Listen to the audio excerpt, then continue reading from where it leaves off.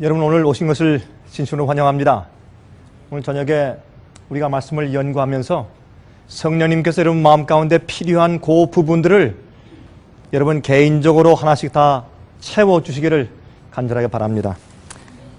제가 턴을 했는데 아마 다른 걸 좀 내린 것 같습니다. 예. 됐습니까? 네, 오케이. 죄송합니다. 저희는 이렇게 다니면서 제가 여러 곳을 다니면서 이제 이런 세미나를 하는데 저희가 어디 가서 교회를 세우려고 목적하는 것도 아니고 또 우리가 다니면서 어떤 팔을 만들려고 애쓰는 것도 아니고 저희는 단지 여러 곳에 흩어져 있는 우리 주님을 아는 성도들에게 진리와 말씀대로 살도록 도와드리기 위해서 애쓰는 것뿐입니다. 그래서 저희는 이제 이런 집회 할 때마다 그때마다 조금 다른 내용의 그 세미나들을 우리가 하고 있습니다. 근데 그 세미나들은 여러분들이 평상시에 교회 가서 들어보거나 공부하시기에 좀 어려운 또 그렇게 쉽게 사람들을 만나서 성경을 연구하기에 좀 어려운 그런 부분들을 우리가 특별하게 좀 선정을 해서 여러분들에게 좀 가르치는 그런 일을 하고 있습니다. 그리고 사실은 여기에 참석하시는 분들보다는 저를 화면으로 대하는 분들이 참 많으시기 때문에 사실은 우리가 이렇게 녹화를 하기 위해서 다니는 그런 이유도 꽤 많이 있습니다. 지금 마이크 사정이 그렇게 훌륭하지는 않은 것 같습니다. 오늘은 여러분과 함께 제가 성경에 있는 한 가지 굉장히 중요한 예언에 대해서 같이 좀 연구를 할 텐데 이것은 예언이라고 하는 것보다 우리가 많은 그리스도인들이 좀 오해하고 있는 한 부분을 우리가 성경적으로 함께 좀 살펴보는 시간을 좀 갖도록 해보겠습니다. 이게 무슨 뜻이냐면 여러분께서 보시면 이제 제가 오늘 여러분들에게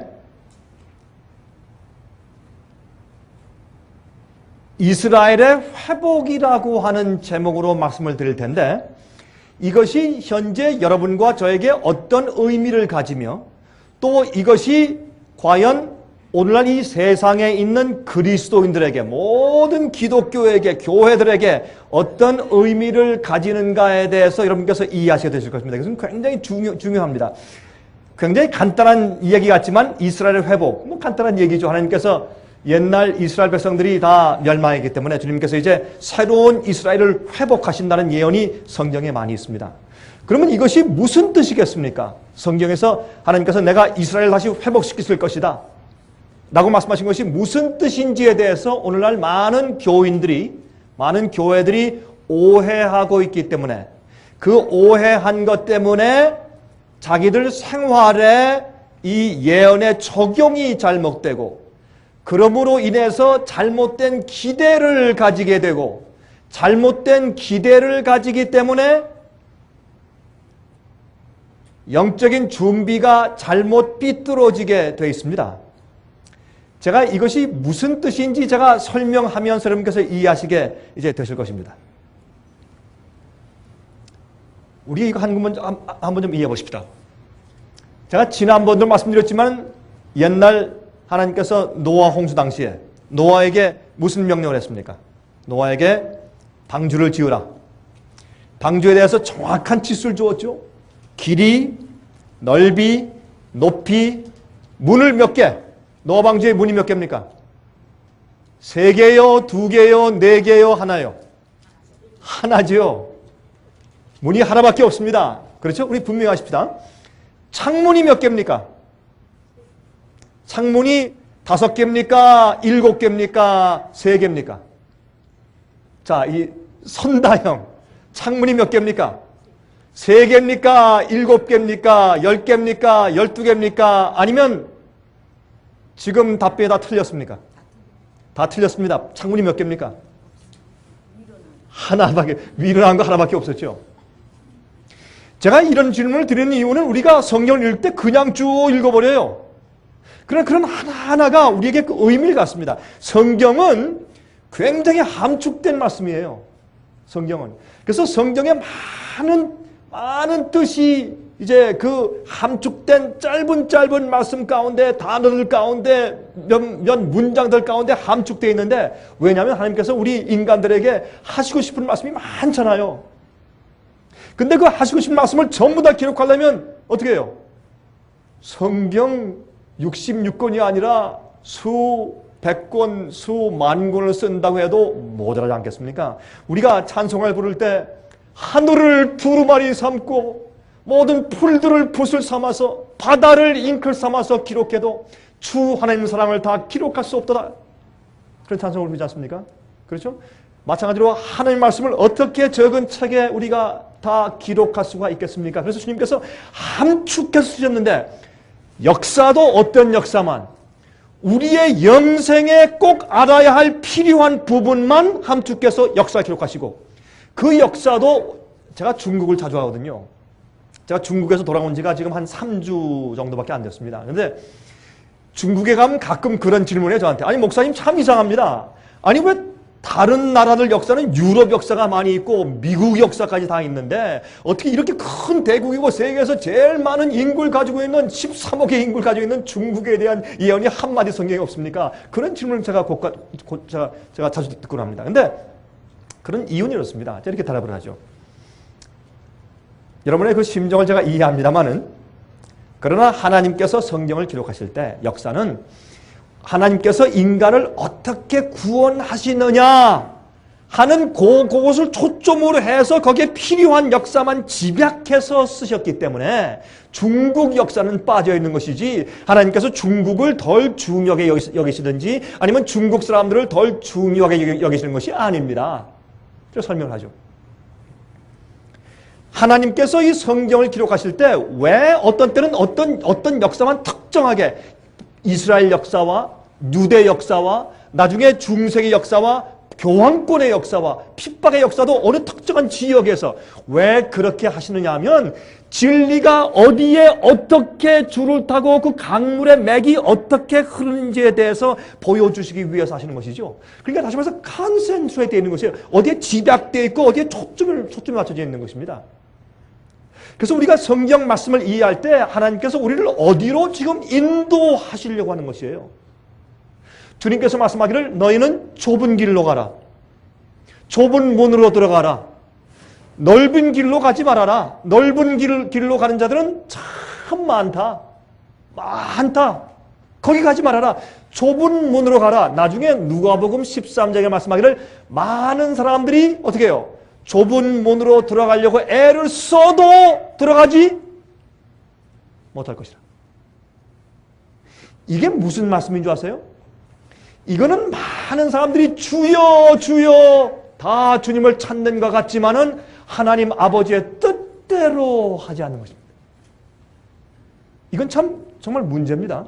여러분, 제 소리가 좀 큽니까? 좀 스피커가 좀 큽니까? 그렇지 않습니까? 예. 그래서 하나님의 말씀대로 해야 합니다.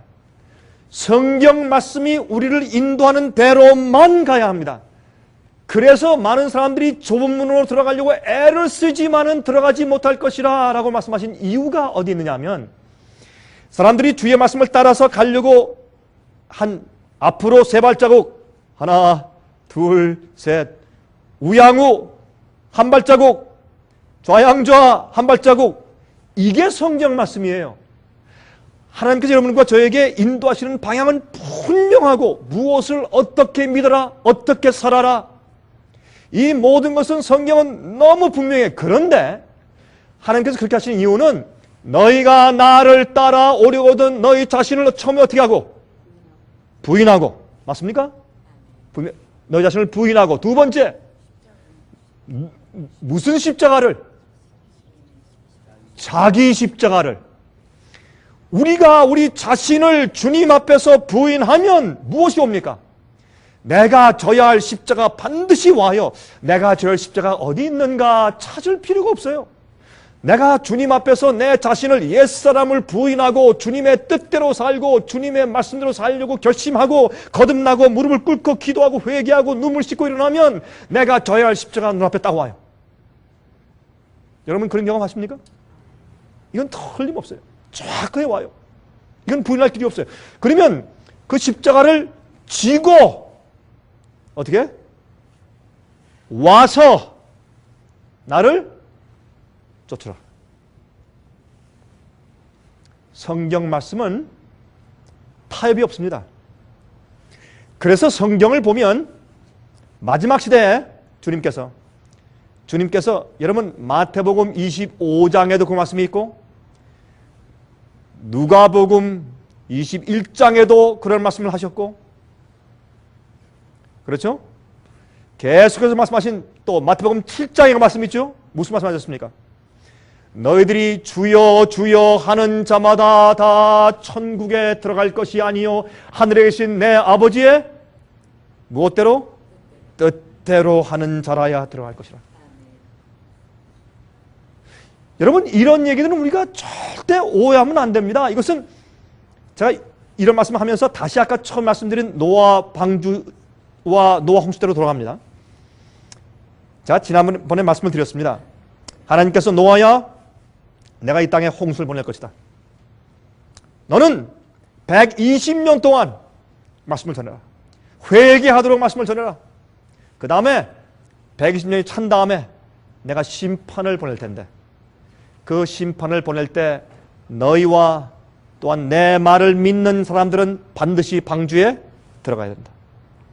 방주에 들어가지 않는 자는 한 명도 구원받지 못한다. 근데 그건요 참 어떻게 생각하면 참 여러분 이상한 말씀이에요. 제가 한 가지 좀 묻고 지나가십니다. 여기 오신 여러분들 가운데서 나는 노아 홍수를 믿지 않습니다 하는 분 혹시 계십니까?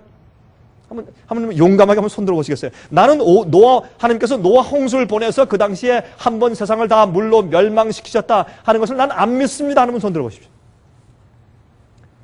아유 참 아멘 감사합니다. 저도 여기 계신 분들 가운데서는 그거 안 믿는 분은 한 분도 안 계시네요. 참 다행입니다. 제가 어떤 집회할 때 안 믿는 분 하니까 어떤 분이 용감하게 전 못 믿습니다. 이제 그런 분이 한 번 있었습니다. 그래서 제가 노아 홍수에 대해서 과학적인 증거를 제가 몇 분 동안 말씀드리고 제가 이제 말씀을 진행한 적도 한 번 있었는데 여러분 베드로 후서 3장에 말씀하기를 옛날에 이 세상이 물로 한번 멸망된 것처럼 하나님께서는 이 세상을 불로 다시 한번 멸망하시기 위해서 이 세상을 보존하고 계신데 주의 말씀으로 보존하고 계신다 그랬습니다. 왜? 구원 얻을 자를 주님께서 계속 준비시키기 위해서. 그런데 제가 지난번에 물었지만은 그러면 주님께서 참 좀 그 좀 생각해보면 이상해요. 세상을 창조하신 하나님, 만물을 만드신 하나님, 그 하나님께서 아니 홍수를 내리실 때 주의 백성들을 참 당신 손에 잠깐만 들었다가 아니면 하늘에 잠깐 옮겨섰다가 다시 내려오시게 하시든지 무슨 어떤 방법으로 아니면 천사의 날개 위에 있게 잠깐만 들었다가 내리시면 될 텐데 무엇 때문에 그렇게 힘들게 조소와 조롱을 받으면서 방주를 짓게 하셨느냐 말이에요. 안 그래요 여러분? 여러분 생각해보세요. 참 이상한 일이에요. 아니 구원받는데 왜 꼭 방주를 지어야 돼요? 예수님만 믿으면 되지. 하나님만 믿으면 하나님 나 믿습니다. 나 주의 말씀 믿고 주께서 심판하실 거 믿고 홍수 올 거 다 믿습니다. 주님 하면 될 텐데 왜 믿는다는 증거로 방주를 짓게 하셨느냐 말이에요. 그렇죠? 그거 얼마나 중요한지 몰라요. 얼마나 중요한지 몰라요. 저는요 다니면서 제가 여러 사람들을 만나거든요. 저는요 집회 가서 사람들이 500명 오든 1000명 오든 10명 오든 5명 오든 그것은 저하고는 상관이 없어요. 전 그걸 벌써 옛날부터 배웠습니다. 전 지난번에 한 달 전에 제가 한 달도 안 됐어요. 한 3주밖에 안 됐는데 제가 중국에서 집회를 하는데 중국에서 우리 집회할 때는 시간이 없으니까 평신도 집회가 아니라 이제 목회자 이 교회 지도자들만 모아서 우리가 집회할 수밖에 없어요. 시간이 그거밖에 없으니까.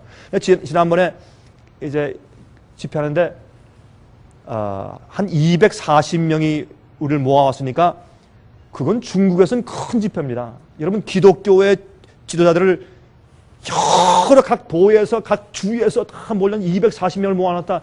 이거 잘못하면 큰일 나는 겁니다. 보통 보안 문제 아닙니다. 주님께서 그런 은혜를 베푸셨어요.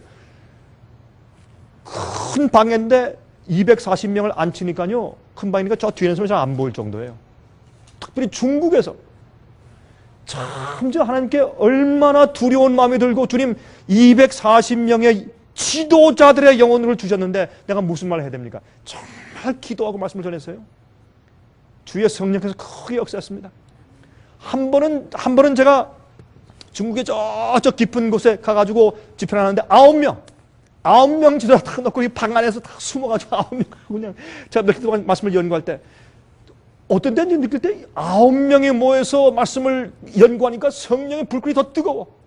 그들이 저한테 더 많은 질문을 하고 제가 주님께 그랬어요. 주님이시여 난 그래서 이제부터는 제가 뭐 240명 모이든지 9명 모이든지 내 마음과 건 상관이 없습니다. 그게 전 옛날부터 그거 배웠어요. 여러분 여기 오신 분들이 수백 명이 아닐지라도 전 이렇게 믿어요. 여러분들이 이번 기회에 오셔서 저와 지금 성령을 연구하시는 것은 성령의 인도하심이에요. 전 그렇게 믿는 사람이에요.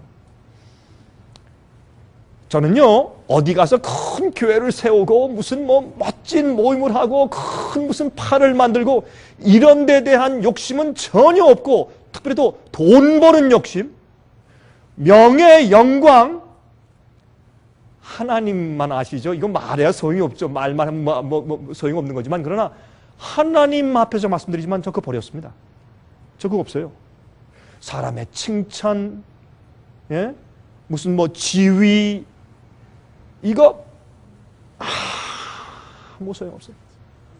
정말 한국말 그대로 말짱 도루묵이요. 정말 말짱 도루묵이요. 아무 소용없어요. 그거는. 목사도 암 걸려 죽고 병 고치는 목사도 병들어 자기 병 못 고쳐 죽더라고요. 예? 병 잘 고치는 목사 같지 않은 사람이 자기도 병이 걸려 죽더라고. 방언 잘하는 사람도 그 사람도 죽고 교회를 10개, 20개 세웠다고 자랑하는 장로도 죽고 주 앞에 아무것도 아니에요. 하나님께서 여러분과 저를 보실 때 너는 더 이상 내 마음에 합한 자가 아니야 하면 하루아침에 없으시는 거예요. 소용이 없어요. 우리 인간의 사랑과 명예와 우리 인간의 모든 공로와 하는 수고는 아무 소용이 없어요. 전도서에 말씀하길 그러므로 헛되니 모든 것이 헛되다. 그 이유가 있어요. 그래서 전도서의 제일 마지막 장, 매일 마지막 절에 있는 말씀 뭔지 아세요? 그러므로 사람의 본분은 뭐예요? 하나님의 계명을 지키며, 그렇죠? 여호와를 경외하며 그의 계명을 지키는 것이 사람의 본분이라고 그랬어요. 그게 뭔지 아세요? 우리가 아무리 잘났고 뭐를 하고 여러분 우리가 참 우리 생에 비슷해서요. 우리가 진리의 기별들을 책으로 찍고 라디오 방송을 하고 TV 방송을 하고 돌리고 책잘 만져 뿌리고 참 우리가 많은 일을 해요. 근데 그렇게 많은 일을 해도 주님 앞에서 주님 내가 뭐 했습니다. 할 말 아무것도 없어요. 주님께서 전부 하시는 것이기 때문에 주의 말씀에 능력이 있어요. 그래서 우리가 하는 것은 뭔지 아세요? 우리가 하는 건 다른 것 없어요. 이렇게 모이신 분들에게 정말 진심을 다해서 말씀을 짧은 그 말씀이지만은 짧은 시간이지만은 이 성경이 말하는 말씀이 이런 뜻입니다 하고 안겨주는 것이에요. 그리고 이것을 녹화해요. 녹화하면 많은 분들이 가져가요. 특별히 한국에 있는 분들은 많은 분들이 가져가요. 지금 저희의 이제 여러분 가끔 저희의 SOSTV.net 저희 웹사이트에 가끔 들어가 보십니까? 요즘에 우리 하루에 저희 웹사이트에 들어와서 비디오를 보는 사람들이 참 숫자가 참 엄청나게 늘고 있어요. 저 앞에 참 감사합니다. 우리가 하는 일은 그거밖에 없어요. 그래서 우리가 뭘 강조하냐면 말씀대로 살자 이거예요. 사람들은요 말씀대로 살지 않고 어떻게 하는 줄 아세요? 내가 살다가 조금 좀 내가 이 말씀대로 이게 주의 말씀대로 사는 것은 이런데 내가 내 장사 잘 되고 비즈니스 잘 되고 좀 잘 되기 위해서 가다가 주의 말씀 좀 걸려요. 그러면 돌아가요. 그건 자기를 부인하는 것이 아니에요. 자기 십자가 지는 것이 아니에요. 우린 주의 말씀과 뜻대로 살기 위해서 내 있는 것들을 버리고 포기하고 십자가를 져야 돼요. 여러분들이 이런 집회에 오시니까 이런 얘기를 들지 어디 가서 들으시겠어요? 여러분, 교회에서는 말이죠, 이런 얘기를 그냥 해버리면 사람들이 교회를 안 오기 때문에 숫자가 줄고 헌금이 줄기 때문에 함부로 그런 얘기를 할 수가 없어요. 그러니까 참 중요한 얘기입니다. 그래서 여러분, 노아 홍수 때 하나님께서 그들을 그냥 기적으로 보호하시지만 아니에요. 누구를 구원하세요? 주의 말씀대로 따라 사는 자. 어떤 사람은 또 그래요. 아니, 그 목사님, 그러면 성경에 말하기를 예수의 이름을 부르는 자는 구원받는다고 말씀했고 은혜와 믿음으로만 구원받는다고 말씀했는데 그게 무슨 말씀이십니까? 그렇게 말하는 사람들이 있어요. 그 말도 맞아요. 그러나 성경에 믿는다는 것과 은혜로 구원받는다는 것이 무슨 뜻인가? 그걸 오해하기 때문에 그래요. 주님은 주님의 뜻대로 산다는, 주님의 뜻대로 살지 않으면 너희 멸망이야 하는 말씀과 믿음과 은혜로 산다는 말씀을 서로 따로따로 다른 의미로 사용하고 있지 않아요. 그게 같은 뜻이에요. 그래서 옛날에 하나님께서 어떻게 해요?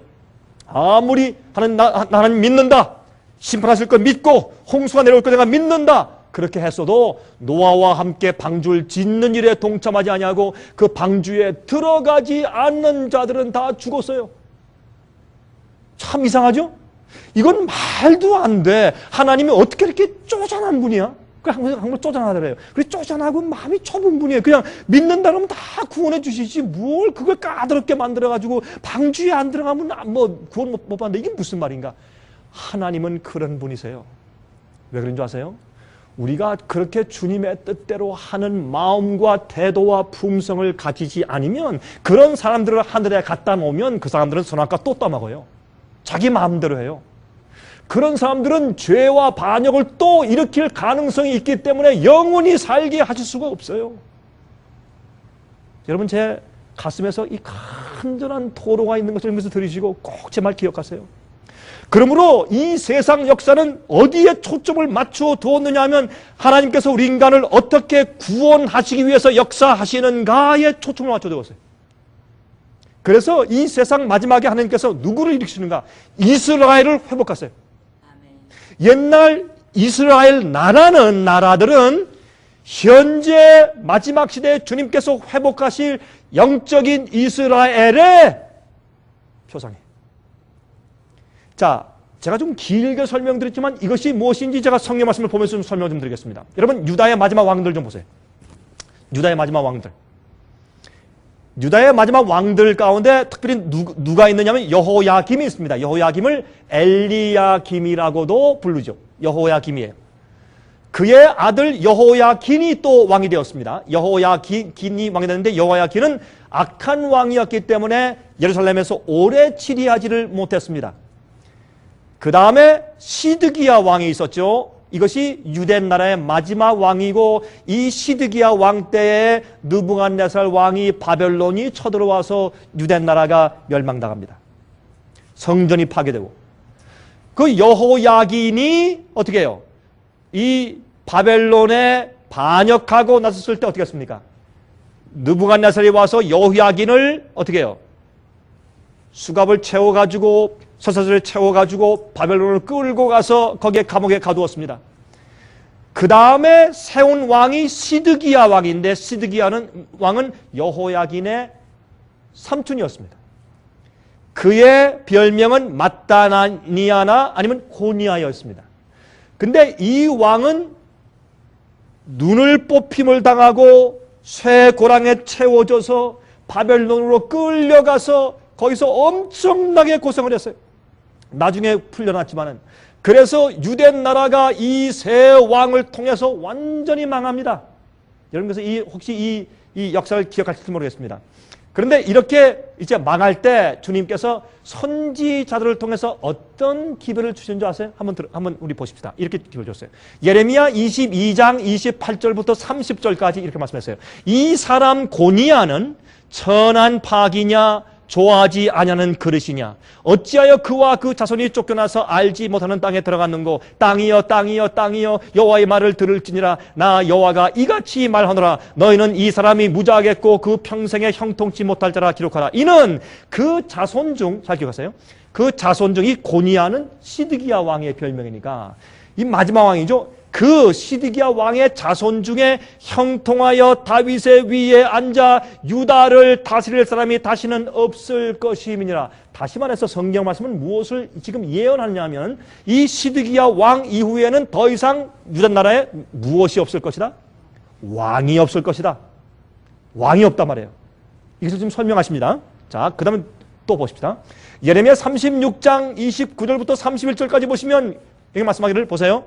또 유다 왕 여호야김에 대하여 이같이 말하기를. 여기에 그가 두루마리를 불살랐다고 했어요. 이것은 예레미야를 통해서 하나님께서 어떻게 그를 경고하시고 그렇게 하지 말라고 계속 말씀을 주셨는데 그 두루마리를 그 불 앞에서 가위로 쪽쪽 잘라가지고 불 속에 집어넣고 태우고서 무시했습니다. 하나님께서 그것 때문에 이제 앞으로 어떻게 말씀하셨습니까? 그러므로 나 여호와가 유다 왕 여호야김에 대하여 이같이 말하노라. 그에게 다윗의 위에 앉을 자가 없게 될 것이요. 다시 말해서 다윗의 위는 왕의 보좌죠. 다시는 유대 나라에 왕이 없을 것이다. 앞으로 왕이 다스릴 왕권이 유대 나라에 더 이상 없을 것이다. 그런데 BC 722년도에는 이미 북방 이스라엘은 아수르 나라에게 다 파괴되고 사람들이 전부 다 끌려가서 다 흩어져서 완전히 멸망당해 버렸어요. 완전히 없어졌습니다. 그러므로 그 이후에 유대 나라에도 더 이상 왕이 없이 망할 것에 대해서 이렇게 예언을 하신 것이에요. 또 보실까요 이제? 다니엘 2장 20절 21절 보시면 이런 말씀이 있죠. 다니엘이 말하여 가로되 영원 무궁히 하나님의 이름을 찬송할 것은 지혜와 권능이 그에게 있음이로다. 그는 때와 기한을 변하시며 왕들을 패하시고 왕들을 세우시며 지혜자에게 지혜를 주시고 지식자에게 총명을 주시는도다. 이것은 다니엘이 하나님께 기도할 때 한 내용인데 이 내용은 지금 다니엘이 누구에게 계시를 지금 설명해 주려고 하는 것입니까? 다니엘이 지금 이 하나님의 계시를 이 비전을 꿈과 계시를 설명해 주는데 누구에게? 바벨론의 누구에게? 느부갓네살 왕에게. 그게 다니엘 2장 얘기 아닙니까? 다니엘 1장은 다니엘이 이제 바벨론을 포로 잡혀가는 얘기가 나오고 2장에 가서는 느부갓네살 왕이 꿈꾸는 얘기가 나오죠. 자, 잘 들어보세요. 여러분 성경에 보시면 이방인의 때, 이방인의 시기 그런 말씀들이 나오죠. 그렇죠? 또 이방인이 뜰을 짓밟는다 그런 말씀이 나오죠. 이런 이방인의 때라는 말씀들이 가끔 등장해요. 특별히 로마서에 되어 있어요. 이게 여러분 무슨 뜻인지 이해하십니까? 그 뜻은 이런 뜻이에요. 여기에 보면은 하나님께서 이 중요한 계시, 여러분 기억하시죠? 이제 조금 이따가 제가 사진을 보여드리겠지만은 이런 그 신상이 있죠. 먼저 좀 보여드리죠. 먼저. 여러분 이 신상 기억하시죠? 다니엘서 2장에 있는 신상. 이 신상에 대한 계시와 꿈은 누가 보았습니까? 다니엘이 보았어요? 아니면 누가 보았습니까? 느부갓네살 왕이 보았죠. 그러면 참 이상하잖아요. 그 당시에 선지자들이 있었습니까? 없었습니까? 있었어요. 누구? 다니엘, 에스겔, 예레미야, 또 나중에 스가랴, 예? 나중에 또 와서는 학계 같은 선지자들이 그 당시에 조금 이후에 학계는 조금 이후지만 하여튼 있었단 말이에요.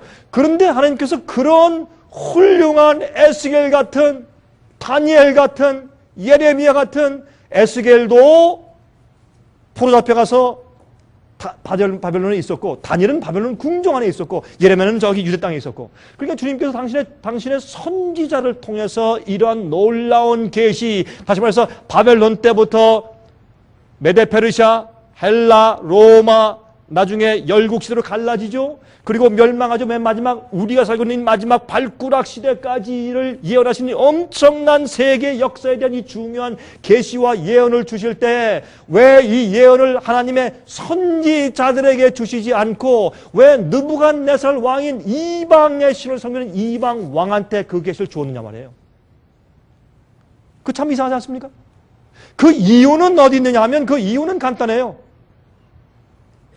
자, 우리 아까 본 것처럼 다니엘 2장 21절에 뭘 보여주세요? 그는 때와 기한을 변하시며 왕들을 패하시고 왕들을 세우시며 주님께서 이제 예언하시기를 어떻게 예언했습니까? 에스겔과 예레미야에게 예언하시기를 이제부터 내가 이 유대 나라의 왕권은 없애겠다. 내가 더 이상 유대 나라를 통해서 내가 왕권을 가지고 유대 나라가 독립국가로 존재하면서 나의 빛을 전하고 나의 진리를 전할 수 있는 그런 대리자가 될 수 없는 형편을 알고 내가 슬퍼하며 내가 왕권을 없애겠다. 그렇게 하시면서 그 왕권을 누구에게 주십니까? 이제 이방 나라들에게 주시는 것이에요.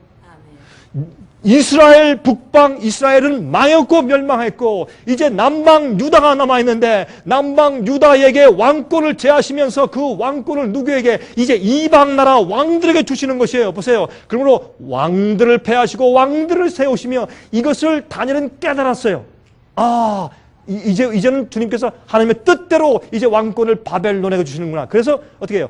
이제부터 유대 나라는 그때부터 계속해서 나중에 완전히 AD 70년도에 로마 군인들에 의해서 완전히 멸망당하고 그 나라가 없어지기까지 이제 그동안은 계속해서 속국이에요.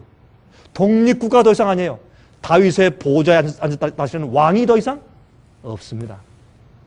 이것을 지금 우리한테 설명해 주시는 것이에요. 그래서 보세요. 다니엘이 설명합니다. 왕이시여 왕은 금머리입니다. 근데 왕의 나라가 영원히 갈 것이 아닙니다. 그 다음에 누구? 메데 페르시아 발과 가슴, 어깨, 그렇죠? 나중에 동으로 상징된 헬라 나라가 올 것입니다.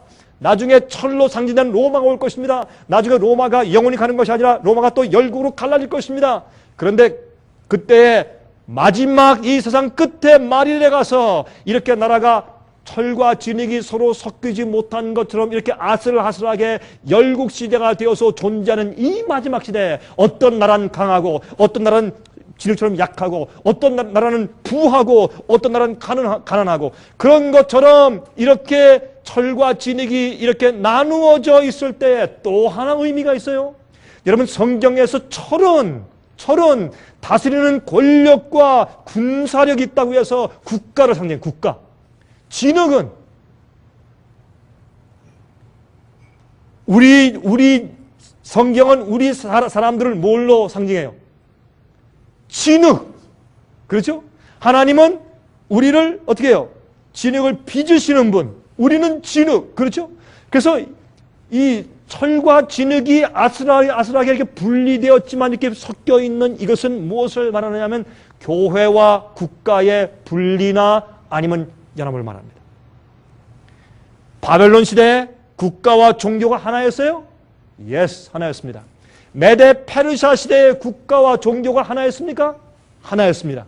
이방 종교였지만은 헬라 시대의 국가와 종교가 하나였습니까? 하나였습니다. 로마 시대의 국가와 종교가 하나였습니까? 하나였습니다. 로마 황정을 했어요. 짐은 국가다. 나중에 가서는 뭐예요? 짐은 하나님이다. 왕은 하나님이다. 그래서 로마의 시저는 그건 하나님이었어요.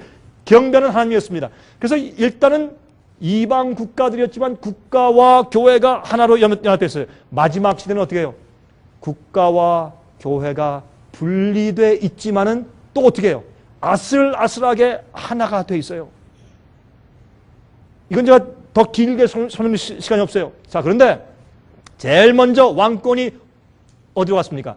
바벨론에 갔어요. BC 605년부터 539년까지. 그 두 번째 보세요. 그러나 하나님께서 그 왕을 패하셨어요. 그리고 누구? 메데 페르시아에 가셨어요. 그 왕권도 패했습니다. 세 번째 어디에요? 헬라 나라에 갔어요. 그 왕권도 주님께서 패하셨습니다. 자, 네 번째 로마에 갔습니다. 그러나 그 로마 왕권도 패했습니다. 주님께서 무너뜨리셨어요. 그 다음에 어떻게 해요? 맨 마지막에 사람의 손으로 다듬지 아니한, 사람의 손으로 만들지 아니한 돌나라가 등장해요. 근데 이런 예언 때문에 어떤 인간들은 말이죠, 자기가 돌나라다, 자기가 재림 예수다 라고 그렇게 종교를 이용하는 사교들이 생기기 시작한 겁니다. 그러나 분명한 것은 무엇인가? 우리가 살고 있는 이 마지막 시대에 무엇이 오냐면 돌나라가 와요. 그렇죠? 이건 여러분 바벨론이 존재했다는 것을 믿으시고 메데 페르시아가 그 다음에 왔고 그 다음에 헬라가 왔고 그 다음에 로마가 왔고 이 신상의 다리가 둘인 것처럼 동로마와 서로마가 갈라졌고 나중에 열 발가락인 것처럼 그 로마 제국이 정확하게 처음엔 열국으로 갈라졌어요. 그것이 현재 있는 처음에 시작한 서부 유럽 아니에요? 열국으로 정확하게 갈라졌다가 나중에 그것이 줄었다가 더 많아졌다가 해서 지금 이렇게 많은 유럽 국가들로 변화된 겁니다. 처음에 로마가 멸망하면서 갈라진 나라 보면 정확하게 열 나라예요. 얼마나 하나님께서 정확하게 이 예언을 이렇게 보여주셨는지 몰라요. 간단하게 만화처럼 보여주셨어요. 그런데 마지막 시대에 가서 이 세상 나라가 이렇게 영원히 설 거 아니에요. 여러분 보세요. 이 신상이 얼마나 위태한가. 제일 무거운 게 어디예요? 제일 무거운 게 발이어야 돼요. 그래야지 이 신상이 튼튼하지 않습니까? 근데 어디가 제일 무거워요 지금? 머리가 제일 무거워 지금. 머리가 금이에요. 그러니까 이 위에가 무거우니까 아슬아슬해요. 언제 쓰러지고 넘어질지 몰라요. 그러므로 맨 마지막 시대에 돌나라가 와서 어딜 쳐요? 머리를 치지 않아요? 가슴을 치는 거 아니에요? 배를 치거나 다리를 치는 거 아니에요? 로마 시대에 멸망하는 것이 아니에요? 마지막 열굴 시대 맨 마지막 끝에 이 세상 마지막 시대에 돌나라가 와서 그 우상을 쳐서 멸망시킨다고 성경은 예언하고 있어요. 그런데 계속 보십시다. 에스겔서 21장 24절부터 27절 보세요. 이렇게 말씀했어요. 그러므로 나 주 여호와가 말하노라. 너희의 악이 기억을 일으키며 너희의 건과가 드러나며 너희 모든 행위와 죄가 나타나도다. 너희가 기억한 바 되었은즉 그 손에 잡히리라. 너 극악하여 중상을 당할 이스라엘 왕아, 내 날이 일어났나니 곧 죄악의 끝되니라. 나 주 여호와가 말하노라. 관을 제하며 면류관을 벗길지라. 똑같은 말씀하세요. 내가 이제 이스라엘 나라는 망했고 이제 유대 나라에도 왕권을 없앨 것이다. 면류관을 없앨 것이다. 그대로 두지 못하리니 낮은 자를 높이고 높은 자를 낮출 것이니라. 내가 엎드러뜨리려니와 이것도 다시 잊지 못하리라. 잘 들으세요. 이제 맨 마지막에 마땅히 얻을 자가 이르면 그에게 줄 것이라. 마지막 시대에 주님께서 어떻게 해요? 마땅히 이 왕권을 얻을 자가 이르러 오면 내가 그에게 왕권을 주겠다. 보세요. 이 북방 이스라엘은 망했어요.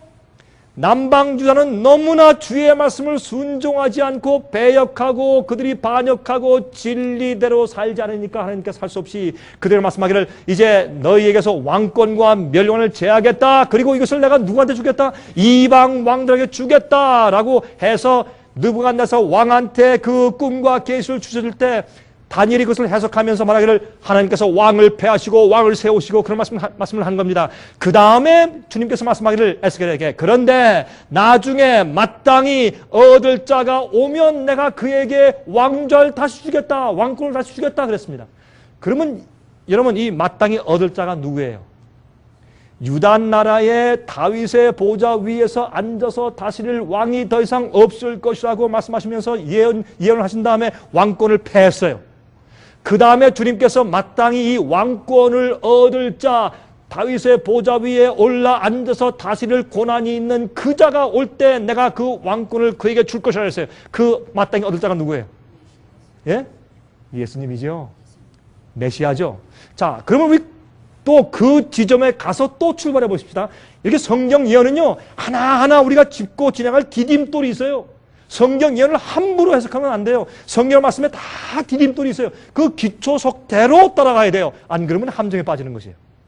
주의 말씀에 길대로 따라가야 합니다. 자, 그 다음 보십시다. 이제 이사야 11장 10절부터 12절, 15절, 16절 보세요. 여기에 그날의 이새의 뿌리에서 한 싹이 나서, 이새는 누구의 아버지입니까? 다윗의 아버지죠. 그러므로 이새의 뿌리에서 한 싹이니까 예수님 말하는 것이죠. 자, 메시아 만민의 기호로 설 것이요 열방이 그에게로 돌아오리니 그 거한 곳이 영화로울 것이라. 오, 여기 보니까 이제는 진짜 실제적인 문자적인 이스라엘과 유대 사람들을 말하는 것이 아니에요. 히브리인들 말하는 것이 아니에요. 그렇죠? 잘 또 보십시다. 11절 그날에 주께서 다시 손을 펴사 그 남은 백성을 아수르와 애굽과 바드로스와 구스와 엘람과 시날과 하맛과 바다 섬들에서 돌아오게 하실 것이라. 참 우리가 읽기도 어렵죠. 이런 말들이. 자, 12절 여호와께서 열방을 향하여 기호를 세우시고 이스라엘의 쫓긴 자를 모으시며 땅 사방에서 유다의 이산한 자를 모으시리니. 자, 이게 무슨 뜻일까요? 근데 여기에 제가 미리 좀 설명을 좀 드리고 갈게요.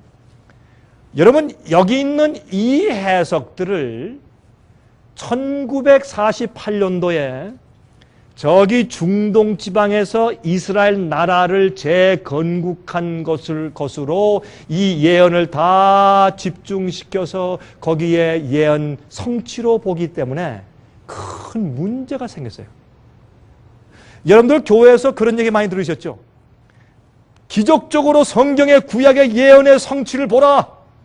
이스라엘이 그렇게 다 흩어져 있던 사람들이 저기 보라. 전부 다 모여서 기적적으로 한 나라가 다시 생겼지 않느냐. 그렇게 성취된다고 예언을 생각하고 말하기 때문에 그래서 많은 그리스도인들이요. 여러분들은 잘 모르지만 많은 그리스도인들이 미국에서도 이스라엘로 이민을 가요. 정말로 이민을 가서 거기 살려고 가요.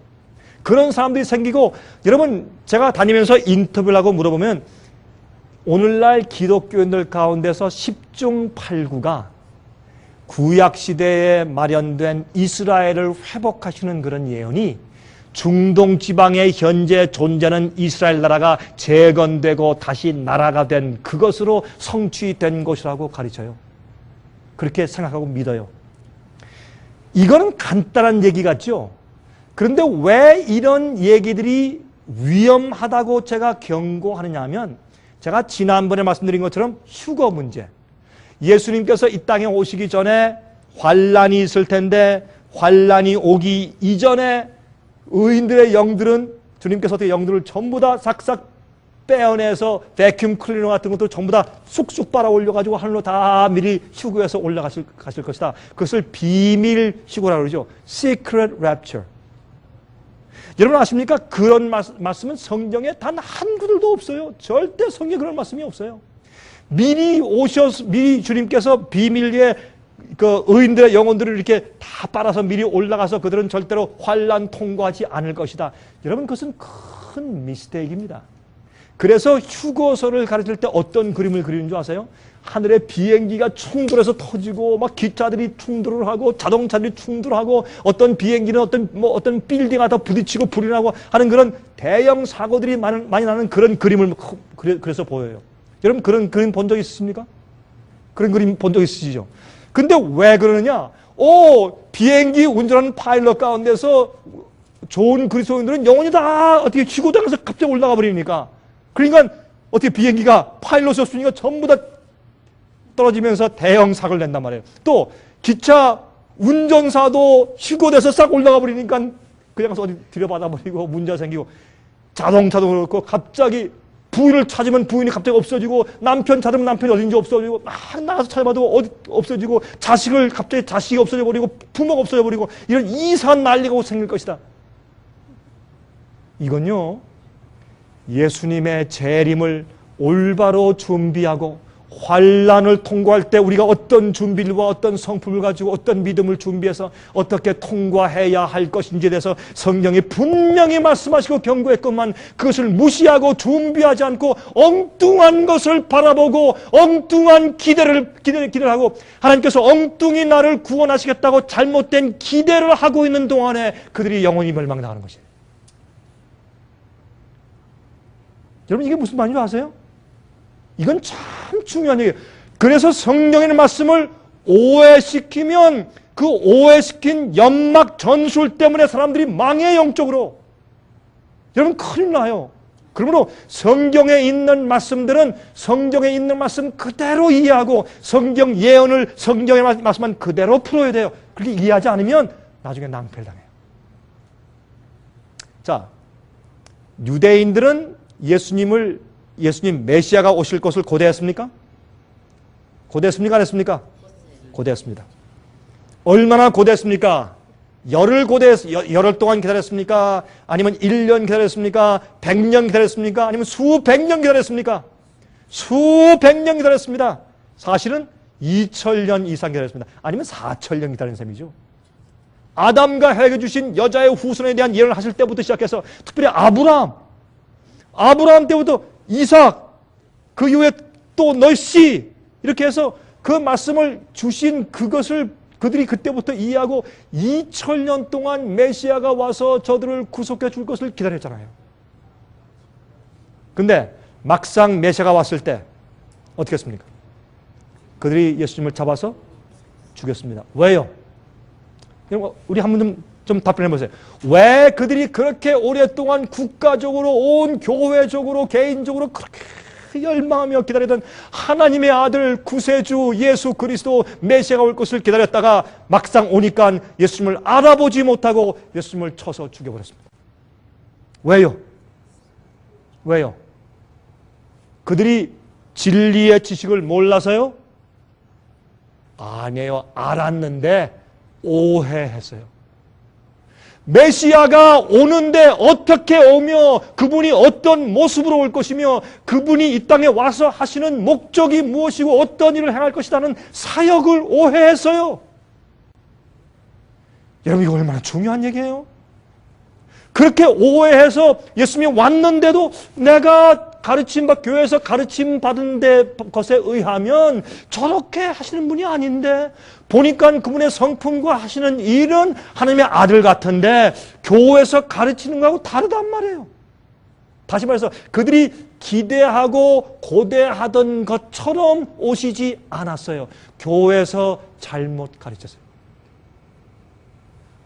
여러분들이 똑같은 일들이 지금 이 세상에서 교회들에서 일어나고 있습니다. 똑같은 일들이 벌어지고 있습니다.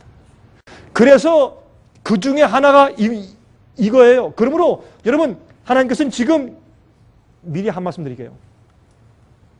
여러분, 이 말씀은요, 여러분 기도하시면서 저 강 목사의 말이 정말 성경적으로 맞는지 안 맞는지 여러분 집에 가서 연구하시고 기도하세요.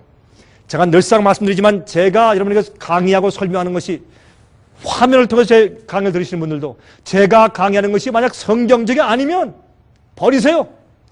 여러분, 성경 말씀을 펴가지고 말씀을 펴서 연구하시면서 만약 여기 강병은 목사가 한 말이 성경 말씀과 맞지 않으면 버리세요. 주의 증거의 말씀을 쫓지 아니하면 아침빛을 보지 못한다고 여러분 이사야 8장 20절에 말씀했어요. 제 말이 성경적으로 맞지 않으면 버리세요. 그러나 만약 제가 말하는 것이 성경적이면 여러분 두려워하는 마음으로 떨리는 심정으로 말씀을 연구하세요. 여러분 중요한 것이에요. 그래서 여러분 잘못된 기대를 가지고 살면 안 돼요. 성경이 말씀하는 그대로 이해하고 성령 말씀이 이 시대에 나를 어떻게 준비하게 인도하시는가 그걸 잘 살펴봐야 돼요. 어떤 신학자가 이렇게 얘기했다. 영어로 제가 말하겠습니다. 어떤 신학 박사학위 3개 가진 분이 어떤 박사님 말씀했다. So what? So what? 그래서요. 어떻게 된 거예요? 3만 명의 큰 교회로 성장시킨 그 유명한 목사님이 강의하는데 그렇게 말씀했습니다. So what? 그래서요. 그런 게 소용이 없어요. 여러분, 사람들의 의견은 수천 가지일 수 있어요. 그러나 주의 말씀과 진리는 하나밖에 없어요. 주의 말씀과 진리는 한 가지밖에 없고 하나밖에 없어요. 제가 만약 여러분들께 아니면 우리 책자를 통해서 우리의 비디오 탭을 통해서 방송을 통해서 제가 잘못된 강의를 하고 나면 제가 그 영혼들에 대한 책임을 제가 어떻게 책임지겠습니까? 주 앞에 제가 심판날 설 때 어떻게 제가 감히 책임을 지겠어요? 제가 그들의 피를 제 손에서 주님께서 타실 거 아니에요. 그러므로 제가 말씀을 전할 때 이것이 정말 성경적으로 진리인지 아닌지 제가 확인하고 해야 될 것이요. 항상 저는. 여러분, 제 얘기를 이제 잘 들으세요. 그러므로 주님께서 앞으로 기호를 세우세요. 깃발을 높이 드시고 열방에서 사람들을 주의 남은 백성을 모으는데 어떻게 모으신지 아세요? 진리로 말씀으로만 모으세요. 보세요.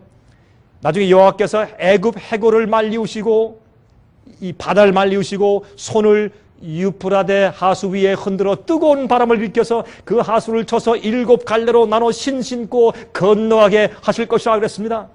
그의 남아있는 백성을 위하여 아수리에서부터 돌아오는 대로가 있게 하리니 이스라엘이 애굽 땅에서 나오던 날과 같게 하시리라. 자, 보세요. 2가지 예언이 있습니다. 하나는 하나님께서 유다 백성들을 돌아오게 하실 것이다. 그래서 그 나라를 다시 세우실 것이다 라는 예언이 있는데 그 예언은 바벨론 포로에서 그들이 풀려 나올 것을 예언하신 것이고 예레미야는 그들이 바벨론으로 포로 잡혀 간 다음에 몇 년 만에 그들이 돌아올 것이라고 예언했어요. 70년 만에, 하시네요. 70년 만에 돌아오실 것을 성경이 예언했습니다. 예레미야가 예언했어요. 그것을 예언한 것이고, 여기에 있는 이런 말씀들은 가만히 보세요. 어디에서? 바벨론에서 오는 게 아니에요. 예수님이 깃발을 들면 열방 나라에서 다 주님께 몰려오는데, 남은 자들이 몰려오는데, 나중에 이스라엘 나라가 다시 생기는데 애굽 땅에서 출애굽하는 것처럼 나와요. 우리 계속 보십시다. 이제 누가복음 1장 31절부터 33절 보세요. 보라, 내가 수태하여 아들을 낳으리니 그 이름을 예수라 하라. 저가 큰 자가 되고 지극히 높으신 이의 아들이라 일컬을 것이요. 여러분, 구약 성경에 있는 말씀들은 십자가 이후에는 영적인 말씀으로 적용이 돼요. 구약 성경에 실제로 있었던 출애굽 사건은 신약의 십자가 이후엔 뭘로 변해요? 우리가 죄에 노예된 상태에서 나오는 것이 영적인 뭐예요? 출애굽이에요. 그래서 고린도전서 10장에 말씀하기를 너희는 너희 조상들은 옛날에 홍해를 건너며 침례를 받았다. 그들이 원망한 것처럼 너희를 원망하지 마라. 우리도 죄에서 나오는 것이라고 다 적용하신 것을 볼 수 있어요. 그 사도 바울이. 그러므로 신약 시대에는 구약 시대에 있었던 실제 있던 사건들이 신약 시대에는 영적인 사건들로 재해석되는 것을 우리가 알 수 있어요. 그런데 자 보세요. 예수님께서 이 땅에 태어나실 때 마리아에게 설명하기를 이제 내가 수태하여 한 아들을 낳으리니 그 이름을 예수라 하라. 저가 큰 자가 되고 지극히 높으신 이의 아들이라 일컬을 것이요. 주 하나님께서 그 조상 다윗의 무엇을? 위를 저에게 주리니. 다시 말해서 그에게 왕좌를 준단 말입니다. 왕의 보좌를 주어 주시리니 영원히 야곱의 집에 왕노로 타실 것이며 그 나라가 무궁하리라. 하나님께서 유대 나라의 왕권을 없애시는데 언제까지? 내가 마땅히 그 왕권을 얻을 만한 사람, 내 택한 자가 나타날 때 그때 내가 그에게 줄 것이라. 그 예언 성취가 예수님에게 이루어진 것을 알 수가 있어요. 그렇죠? 이것은 우리 분명히 따라갈 수 있는 그런 이런 디딤돌이죠. 우리가 함정에 빠지지 않게 하나하나 짚고 지나가는 디딤돌을 우리가 볼 수 있습니다. 자, 그 다음에 보십시다. 제가 지금 여러분들을 어디로 지금 인도에 가려고 애쓰는지 여러분께서 이제 보시게 될 거예요. 요한복음 18장 36절 보세요. 그래서 예수께서 말씀하기를 예수께서 대답하시되 내 나라는 이 세상에 속한 것이 아니라 만일 내 나라가 이 세상에 속한 것이었다면 내 종들이 싸워 나로 유대인들에게 넘기우지 않게 하였으리라. 이제 내 나라는 여기에 속한 것이 아니니라. 예수께서 말씀하기를 내가 다시 회복할 이스라엘 나라, 내가 회복할 내 나라는 이 세상 나라 정치나 국가들에 속한 것이 아니라. 그리고 예수님께서 다윗의 보좌 위에 앉아서 영원히 왕으로 하신다는 것은 우리가 눈에 보이는 실제 나라를 세우셔서 왕권을 가진다는 얘기가 아니라 하나님의 교회를 일으키시는데 그 백성들을 마음속에서 은혜의 왕국 속에서 주님께서 그 백성을 다스리시는 그런 주권을 가지신다는 얘기죠. 영적으로 그렇죠? 마지막 시대에. 자, 그러면 예수님께서 어떻게 해요? 이제 왕권을 유대 나라에게 없애서 예수님이 그 진짜 왕권을 가지시는데 왜? 유대와 이스라엘 왕들은 다 예수님에 대한 상징이었어요. 예수님이 당신의 백성 나라. 여러분 베드로전서 2장에 말씀하기를 너희는 거룩한 나라요 거룩한 백성이요. 그렇죠? 우린 주님의 나라 아니에요. 우리가 주의 백성들 교회가. 그러면 누구나 다 예수를 믿는다고 공헌한다고 다 주의 백성 나라예요? 아니에요. 참되 주님의 뜻대로 하는 남은 백성들, 거룩해진 백성들, 죄를 회개하고 죄를 승리하는 백성들 아니에요. 성경에 말씀하기를 그런 백성들 위에 군림하신 주님의 왕권은 이 세상 나라가 아니란 말이에요. 그런데 이것을 왜 이스라엘 회복이 되는 이 놀라운 과정을 자꾸 저기 이스라엘에 적용을 시켜가지고 주님께서 그런 기적을 했기 때문에 지금 이스라엘을 통해서 큰 일을 이루신다. 이제 앞으로 보라.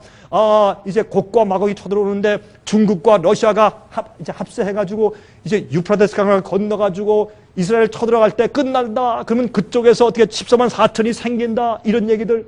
왜 12지파가 나오니까 이런 얘기들 많은 가르침들이 있어요. 그래서 사람들이 어떻게 주님께서 마지막 사업을 이루시고 예언을 이루시는 마지막 초점과 또 주님께서 마지막 어떤 세력을 주님의 이스라엘을 회복시키는 것을 주님께서 저기 회복한 이스라엘 나라를 통해서 하실 것이라고 잘못된 기대를 가지고 살고 있는 것이에요. 이런 잘못된 기대를 가지고 그리스도인들이 살고 있을 때 어떤 일이 생기는가? 눈에 보이지 않는 천사가 지나가면서 인을 쳐요. 성경 말씀을 눈을 떠서 똑바로 보고 똑바른 성령의 음성을 듣고 말씀대로 사는 사람들 중에 조용히 지나다니면서 그 이마에 인을 치신다 그랬어요. 이게 두려운 얘기요. 나중에 여러분 노아 홍수가 아직 있지 않을 때 노아 그 할아버지가 120년 동안 나중에 120년 하고 나니까 목도 다 하시고 다 쇠해서 여러분들이시여 방주로 들어오시오. 사람들이 비웃고 조롱하고 안 믿고 할 수 없이 하나님께서 노아야 너를 배척하는 것이 아니다. 나를 배척하는 것이야. 노아야 이제 들어와라. 근데 재미있는 것은요. 한국말 성경에는요. 노아를 방주로 들여 넣으시고 문을 닫았더라. 그렇게 말씀했어요. 근데 영어 성경에는 그렇게 안 됐어요. 방주로 들어가라가 아니라 노아야 come into the ark. 방주로 들어오라. 그게 무슨 뜻이에요? 예수님이 방주 안에 계셨어요. 방주로 들어오라. 그리고 방주로 끌어들이신 다음에 문을 닫아더라 했어요. 한 번 문이 닫히자 아무도 그 문을 열 수가 없었어요. 밖에서 아직까지 시집가고 장가가고 집 짓고 노래하고 놀고 잔치하고 그대로 살고 있었어요. 은혜 문이 닫혔어요. 더 이상 회개할 길이 없어졌어요.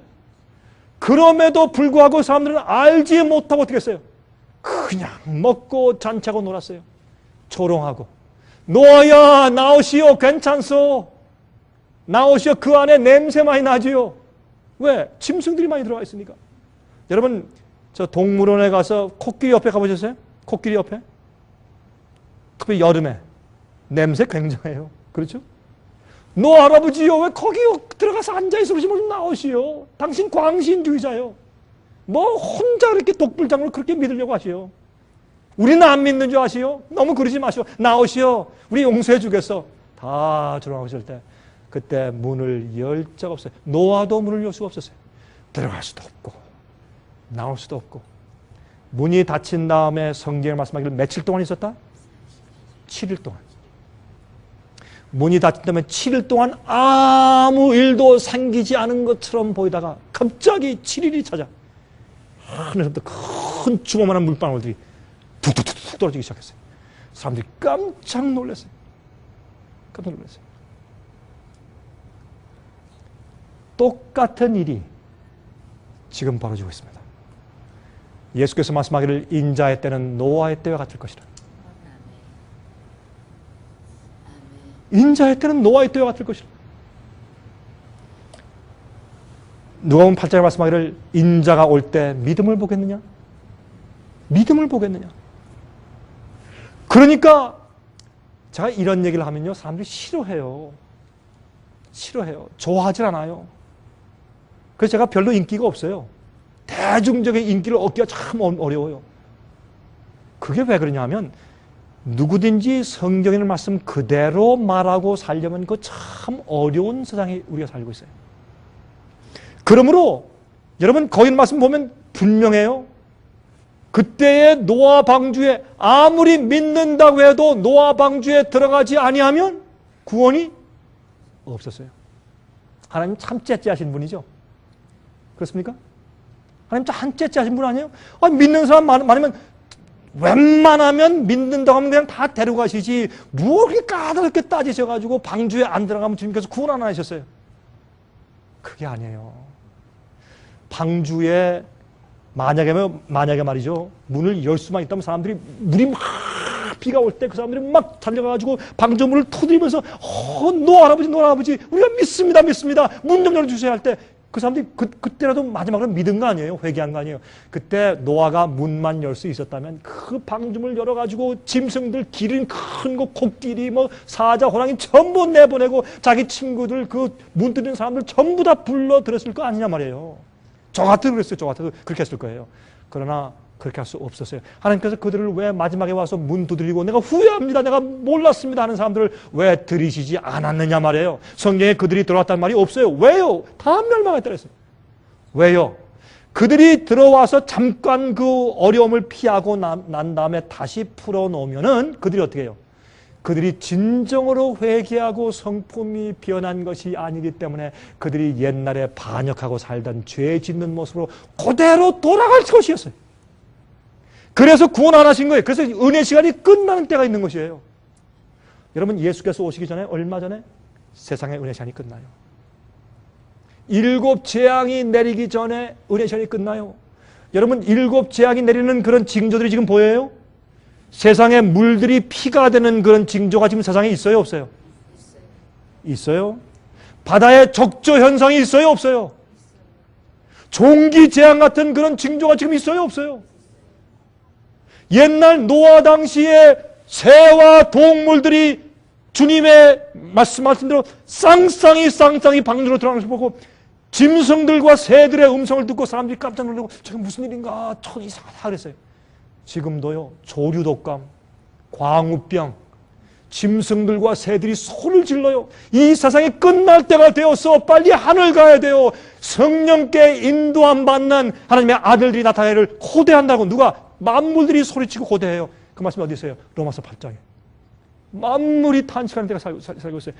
노아 때예요. 인자의 때는 노아 때 같다 그랬어요. 그렇게 하는데 여러분, 지금 7 재앙의 징조들이 세상에 가득 보여요. 그런데 실제로 갑자기 재앙이 떨어지면 이제 어이쿠 준비해야 되겠다. 늦었어요. 은혜 시간이 끝났어요. 많은 그리스도인들이요, 주의 말씀대로 안 살았어요. 이것이 이슈예요. 우리가 이것을 사람들한테 얘기해 주려고 그렇게 애를 쓰는 것이에요. 그리고 이런 것들도 우리가 지금 주님께서 우리에게 당신의 백성들을 어떻게 고르시고 어떻게 준비시키고 어떻게 조용히 눈에 보이지 않게 인치시고 그런 역사를 이해하고 우리가 우리 자신을 주 앞에 살피고 진심으로 회개하고 내 마음속에 숨어있고 남아있는 죄악이 어디 있는가, 또 내가 어떤 죄악적인 습관들이 아직까지 내 세계까지 남아있는 것이 어디 있는가 가만히 살피면서 주 앞에 정말 양심과 마음과 자기 생각을 정결케 하기 위해서 애쓸 때요, 그거 안 하는 사람들은 다 은혜 인치는 천사가 다 지나가 버려요. 이제 그 말씀을 좀 드리는 것이요. 잘 보세요. 이제 그 다음부터 보십시다. 로마서 2장 28절부터 28절 29절 대저 표면적 유대인이 아니요 표면적 육신의 할례가 아니라 오직 이면적 유대인이 유대인이며, 그렇죠? 할례는 마음에 할지니. 그러므로 여기 보니까 마지막 시대에 진짜 이스라엘 백성들, 유대인들, 히브리인들은 12지파 옛날 이스라엘 백성들, 유대인들이 아니라 어떻게 해요? 예수님을 믿는 마음속에 정말 할례한 참된 주님의 백성들인 것을 여기 설명했어요. 그러면 할례의 뜻이 뭐예요? 어린 남자 아기의 양필 배죠. 그것은 무엇을 상징합니까? 그것은 자기 마음, 보세요. 할례를 마음속에 할지니 그거는 내 마음속에 있는 내 마음의 육신적인 육신적인 그런 마음을 잘라버리는 것이에요. 죄를 잘라버리는 것이에요. 내 교만함을 잘라버리는 것이고 이기심을 잘라버리는 것이고 나의 하나님께 굴복되지 아니하고 세속적인 모든 나의 것들을 전부 잘라서 굴복하는 것을 의미하는 것이에요. 그게 할례예요. 그런 경험을 한 자가 진짜 유대인이다 그랬어요. 여기 보세요. 갈라디아 3장 28절 29절 보세요. 너희는 유대인이나 헬란이나 종이나 자주자나 남자나 여자 없이 다 그리스도 예수 안에서 하나니라. 너희가 그리스도께 속한 자면 곧 아브라함의 누구요? 자손이요. 여러분과 제가 누굽니까? 아브라함 자손이에요. 우리가 실제적으로. 그러면 이제부터 주님께서 옛날에 유대 나라나 이스라엘 나라 그 족속들을 회복시키려고 하시는 것이 아니라 주님께서 그들을 택해서 선택된 민족으로 사용하시는 시간이 이제 끝나버렸어요. 이제 누구를 주님께서 회복시키고 찾으시느냐면 참 이스라엘을 찾으시는데, 이제 그러므로 그 예수님 안에 속한 자가 되면 곧 아브라함 자손이요 약속대로 유업을 입을 자예요. 주님께서 이스라엘 나라와 유대 나라에 약속하신 그 유업과 약속은 누구한테 가는 거예요? 주님의 마지막 시대 참된 백성들, 참 영적인 이스라엘 백성들에게 그것이 가는 것이에요. 자, 그러면 이스라엘의 회복의 예언들이 있죠. 어떤 예언들이 있습니까? 예레미야 33장, 에스겔 36장부터 39장까지 그런 데 예언들이 많이 있어요. 이스라엘이 회복될 것이라는 예언들에 대해서. 어떤 내용들입니까? 포로에서 돌아올 것이라. 황폐한 곳에 다시 성읍들을 세우고 사람들이 살 것이라. 죄에서 용서받고 거룩하게 될 것이라. 왕이 다윗의 보좌에서 영원히 다스릴 것이라. 곡과 마곡의 멸망. 여기 가운데서 어떤 것들이 섞여 있느냐 하면 실제적인 이스라엘 나라가 70년 포로된 상태에서 그들이 돌아와서 다시 유대 나라를 재건국하고 다시 성전을 재건축할 예언도 포함되어 있지만 또 어떤 것들 보면 마지막 시대에 주님께서 영적인 이스라엘 백성들을 일으키실 것에 대해서도 말씀되어 있는 것이에요. 근데 이것을 사람들이 오해한 거예요. 자, 여기 곡과 마곡의 멸망도 있는데 보세요.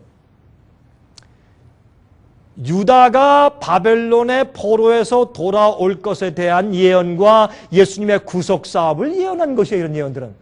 그러므로 이것은 유대 나라가 BC 457년도에 바벨론에 포로 잡혀 있던 사람들이 예레미야 예언한 대로 70년 이후에 그들이 돌아왔죠.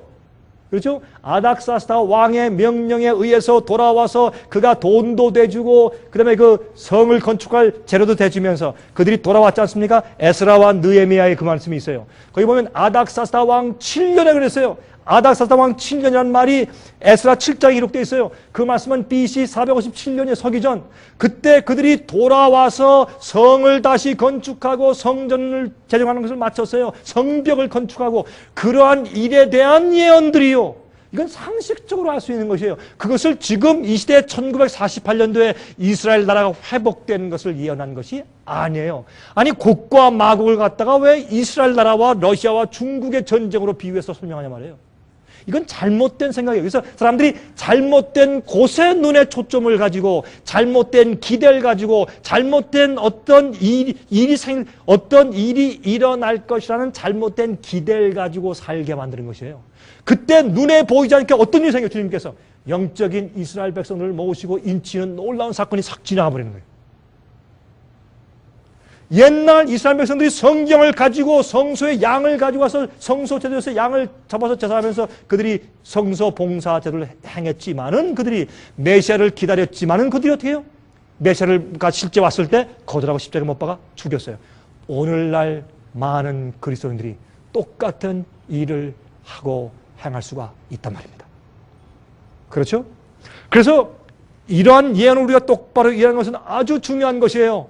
자, 그러므로 보십시다. 요한계시록 20장 7절부터 10절까지 보시면 천년이 참에 여러분 곡과 마곡 얘기 여기 나와 보세요. 천년이 참에 이 천년은 여러분 아무리 눈을 비비고 찾아보세요. 여러분 제가 지금 설명하는 이 설명대로 성경이 기록되어 있지 않다면 여러분 제가 100만 불 드리겠습니다. 여러분 혹시 로또 사세요? 여러분 여기 계신 분들은 로또 안 사시길 제가 바라는데 혹시 여기 로또 사시는 분들 계세요? 저 올라오면서 보니까 버지니아였어요? 노스캐롤라이나에서 올라오면서 보니까 1200만 불 로또라고 이게 간판이 크게 붙어 있던데 그게 뭐 버지니아입니까? 그건 잘 모르겠습니다만 어떤 데 로또에 당선되면 1200만 불씩 막 받고 그러는데 여러분 그거 하지 마십시오. 그거 도박이니까. 그런데 여러분들이 로또에 당선 안 될지라도 여러분 제가 지금 설명하는 곡과 마곡과 천년기 얘기가 성경에 기록된 말씀대로 제가 말씀드리지 않는다면 여러분 그걸 증거를 가지고 와서 딱 도전하세요. 그게 맞으면 제가 여러분께 100만 불 드릴게요. 제가 100만 불이 없어요. 전 가난한 목사니까. 제가 그래도 이렇게 말씀드리는 것은 자신이 있으니까. 여기 보세요. 천년이 참에 이 천년은 예수님께서 이 땅에 두 번째 재강림하신 이후부터 천년기가 시작됩니다. 어떤 사람들은 예수님께서 재림하시기 이전에 복천년기가 먼저 있을 것이다 라고 말하는 것은 로만 가톨릭 교회 얘기요. 그것은 잘못된 신앙이고 잘못된 성경은 한 번도 그렇게 가르친 적이 없어요. 아닙니다. 예수님께서 이 땅에 재림하신 이후부터 천년이 있는데 천년이 참에 그래서 천년 동안 마귀가 이 땅에 딱 붙잡혀 있다 그렇게 설명되어 있어요. 근데 천년이 차고 난 다음에 예수께서 이 땅에 재림하신 다음에 천년 동안 지났을 때 그 천년 동안은 예수께서 재림하실 때 주 안에서 죽은 자들이, 자는 자들이 먼저 땅에서 일어나고 살아있는 자들이 그들과 연합하여서 어디에서 주님을 만나요? 공중에 끌어올려서 공중에서 주님을 만날 것이라 했어요. 여러분, 그때 여러분들이 꼭 그곳에 함께 계시길 바랍니다. 꼭 그곳에 함께 계시길 바랍니다. 정말 그때 그 장소에 여러분들이 어떤 문제 때문에 정말 십자가 지고 따르는 정신 없이 주님께서 우리 생각 가운데 너는 영원히 살기 위해서 너 이거 포기해야 돼, 저거 포기해야 돼, 이거 줄래, 이거 나한테 줄래. 주님께서 절대 강요 안 하세요. 주님께서 네가 이 죄를 포기해야 되겠다, 이 욕심 포기해야 되겠다, 이거 나한테 줄래? 주님 가져가세요. 나 이게 참 싫습니다. 이거 주님 가져가십시오. 날 정결케 해주십시오. 두 번째, 그 다음날 오셔서 너한테 또 이게 있는데 너 이거 가지고 영원히 살 수 없겠다, 너 이거 줄래? 주님이 다 가져가십시오. 한 달 후에 또 오셔서 보니까 네 심장 뒤에 또 하나가 숨어있다, 그거 나한테 줄래? 아, 주님 이건 안 되는데요, 이건 좀 참으십시오. 내가 아직은 내 요것만, 다른 건 다 좋아도 요것만큼은 아직 포기 못하겠습니다. 주님 내가 이거 조금만 더 가지고 있게 해주십시오. 그래, 난 강요할 수 없다. 근데 그렇게 우상을 품고 있는 것은 참 위험한데, 한 가지 우상은 내 온몸을 곧 더럽힐 수 있는데 너 괜찮겠니? 주님 한 6개월만 참아주세요. 내가 6개월만 지나면 내가 이거 가지고 한 200만 불 떨어지면 내가 그때 다 그만둘 것이에요. 주님께서 그때 눈물을 흘리시고 그때 가만히 계시는 거예요. 예수님은 강요하지 않으십니다.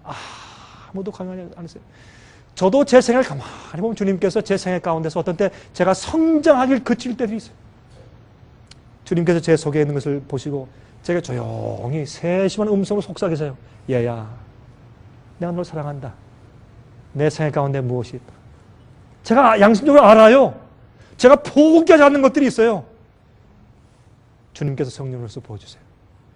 그때 내가 한 걸음을 성령을 쫓아 행하면 내가 급속히 성장하고 주님의 성령이 내 속에 계셔서 많은 영혼들을 구원하세요. 그러나 그렇게 하지 않을 때, 내가 거절할 때 참 위험한 입장에 들어가는 것이에요. 그러므로 성경을 보면, 성경에 있는 말씀을 가만히 보면 성경에 있는 한 걸음이 주의 말씀을 따라서 이해하고 사는 것이 얼마나 중요한지 모르겠어요. 성경은요, 예수께서 오실 때 어떻게 해요? 오실 때 죽은 자들이 일어나서 부활하고 산 자들이 합쳐서, 죽은 자가 먼저 가는 것도 아니고 산 자가 먼저 가는 것도 아니고 그들이 합쳐져서 같이 공주로 끌어올려서 주님을 만나서 하늘 올라가서 하늘에서 어떻게 해요? 1000년 동안 왕노릇 할 것이며 그랬어요. 그리고 1000년은 부활이 있은 다음에 있는 것이에요. 그렇게 해석 안 하면 그 사람은 성경을 안 믿는 것이에요. 그리고 1000년이 찬 다음에 사탄이 옥에서 놓여 나와서 땅의 사방 백성 곧 곡과 마곡을 미혹하고 모아 싸움을 붙이니 그 수가 바다 모래 같으리라. 이건요, 여러분들 이게 무슨 뜻인가? 저희가 만든 32가지 책자 가운데 이것을 천년기 문제 설명해 놓았어요. 그럼 읽어보시면 알아요. 그런데 제가 간단하게 설명해 드릴게요. 여기에 곡과 마곡이란 말이 나오잖아요. 아까 곡과 마곡 얘기 나오잖아요. 오늘날 많은 기독교회가, 신학자들이 곡과 마곡을 저기에 중동 지방에서 이스라엘과 싸울 원수들에게 적용시키잖아요. 그렇게 해서 주님께서 그 세력을 통해서 이스라엘을 재건국하시는 어떤 예언적인 성취를 나타내실 것이라고 해서 많은 그리스도인들이 그걸 보고 있어요. 여러분 아세요? 그래서 테러가 생기는 거예요. 9.11 사태, 기독교인들이요, 예언 해석 잘못 해석을 생긴 거예요. 이것도 무슨 얘기야? 세상에 처음 들어본 얘기를 또 하시네. 아니, 난 그런 얘기 생전 처음 들어봤네. 생애 무슨 또 이상하게 믿는 모양이지? 그럴지 모르죠? 한번 들어보세요. 그래서 미국과 기독교회가 무조건 맹목적으로 이스라엘만 도와줘요. 왜? 저것이 주님의 예언 해석과 성취니까. 그래, 안 그래요? 그러니까 누가 화가 났어요? 아랍 사람들이. 이슬람 사람들이. 그래서 누가 원수예요? 미국과 기독교회가 원수예요. 그래서 뭘 해요? 지하드! 성전 거룩한 전쟁을 하는 거예요. 그래서 어떻게 해요? 자살 폭탄 테러요. 누굴 향해서? 미국을 향해서. 미국이 기독교의 본부 아니에요, 세상에. 이게 다 연결된 문제들이에요. 그래서 예언 해석을 우리가 잘못하니까 세상에 있는 그 많은 그리스도인들이 전부 다 이스라엘을 도와주고 이스라엘만 이렇게 하고 있어요. 그래서 이런 작은 예언 해석과 이 적용 하나의 잘못이 얼마나 엄청난 문제를 야기시키는지 우리가 알 수 있지 않습니까? 그런데 천년기 때 보세요. 땅에 사방백색이 생겨요. 그때 마귀가 갑자기 홀로 천년 동안 갇혀있다가 천년기가 참에 끝나니 갑자기 곡과 마귀가 생겨요. 이거는요, 성경의 부활을 두 가지를 말하죠. 성경의 부활이 두 가지가 있어요. 첫째 부활이 있고 또 둘째 부활이 있어요. 첫째 부활은 누구의 부활? 의인의 부활. 맞습니까? 첫째, 예수께서 오실 때 주 안에서 자든 자들이 일어나고 의인의 부활이죠. 요한복음 5장에 예수께서 말씀하기를 부활이 두 가지가 있다 그랬죠. 생명의 부활이 있고 또 심판의 부활이 있다. 그것을 의인의 부활이 있고 악인의 부활이 있다. 그것을 첫째 부활이요, 둘째 부활이라고 얘기했습니다. 자, 성경 말씀 맞습니까? 안 맞습니까? 그렇게 되어 있습니까? 맞죠? 그러면 예수께서 오실 때에 일어나는 부활은 의인의 부활이요, 생명의 부활이요, 첫째 부활이요. 천년기 이후에 생겨나는 부활은 무슨 부활?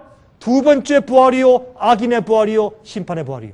그러면 그들이 부활하는데 부활할 때 마귀가 갑자기 뭐가 생겨요? 자기 부하들이 생겨. 그것을 곡과 마곡이라고 성경은 설명해요.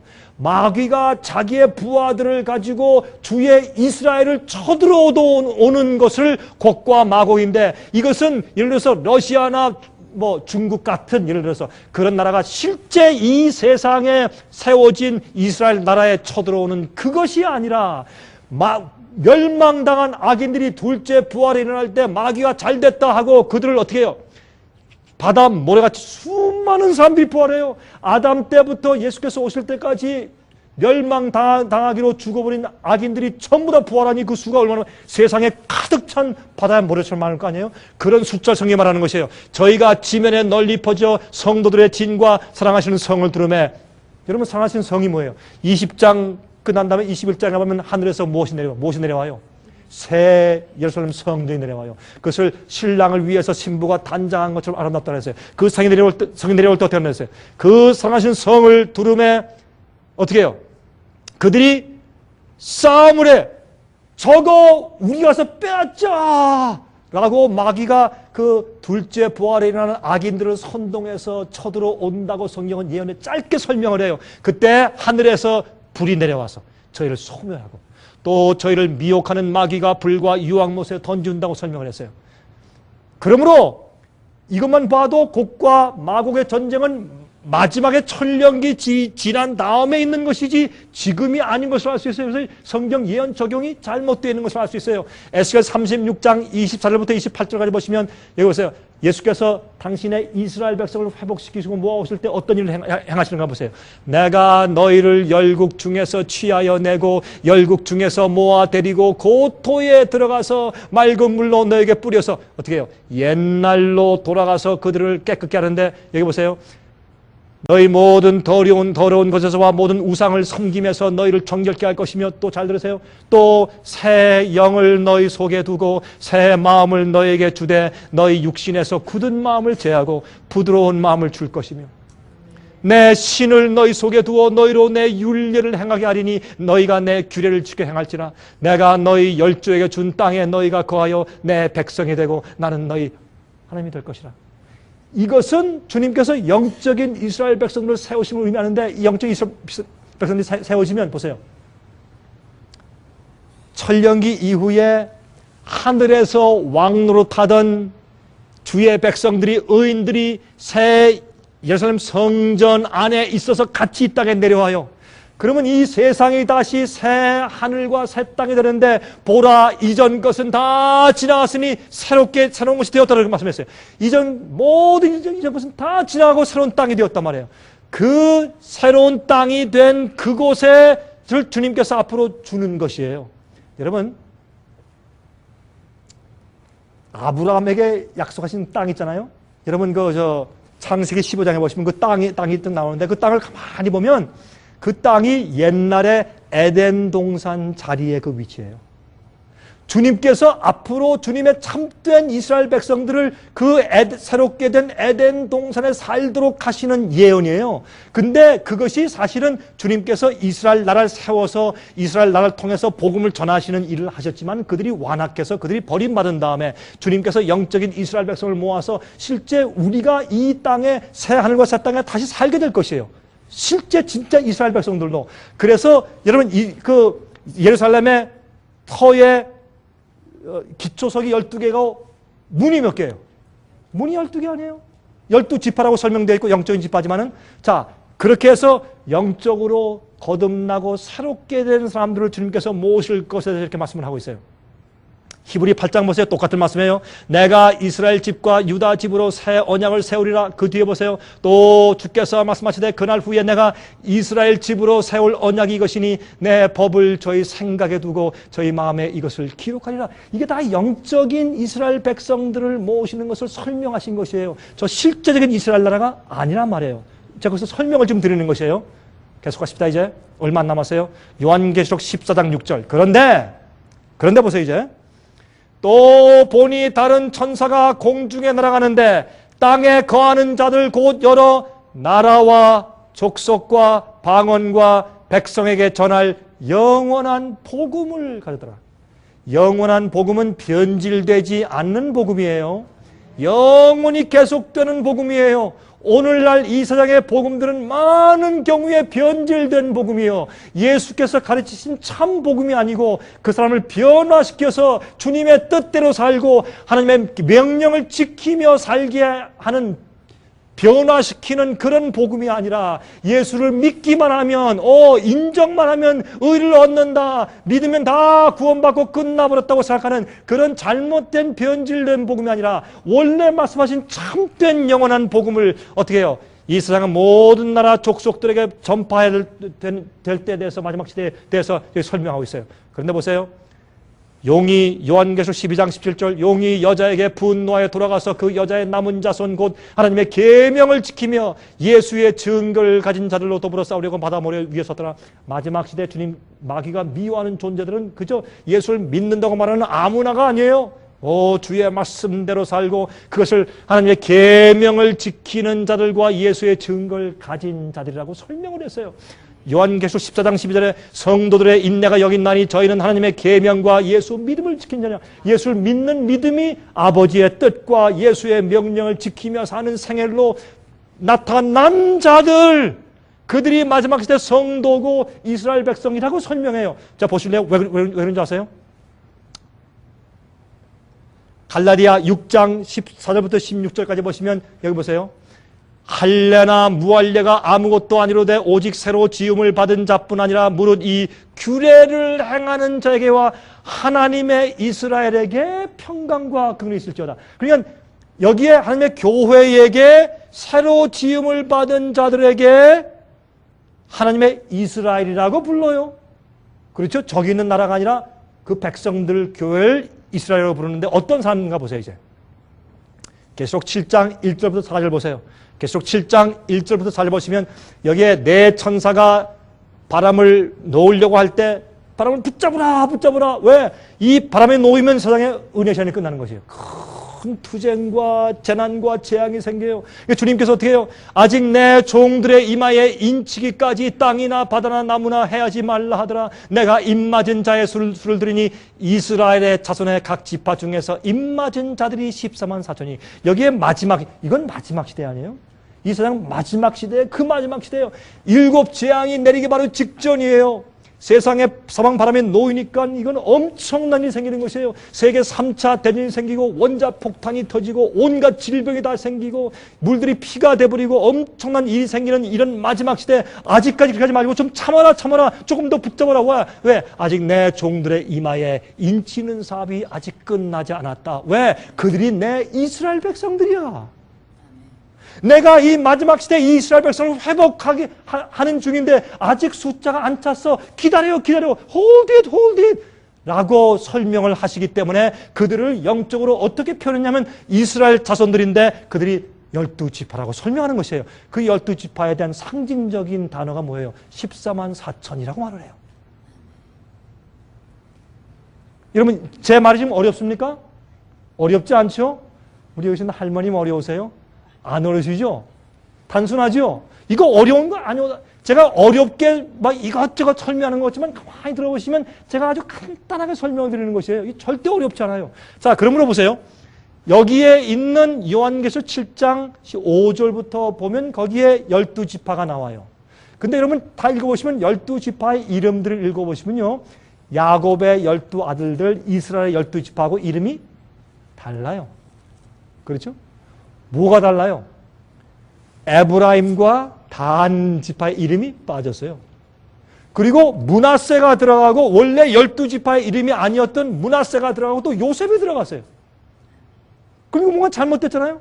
그러므로 이것은 실제 눈에 보이는 히브리인들의 12지파가 아니고 이것은 영적인 이스라엘 백성들을 상징하는 숫자예요. 그 상징은 언어를 가지고 자꾸 실제적으로 저렇게 보지 말고 하나님께서 영적인 이스라엘 백성을 모으시고 주의 종들의 이마에 인치는 사건들에 우리가 좀 관심을 가져야 돼요.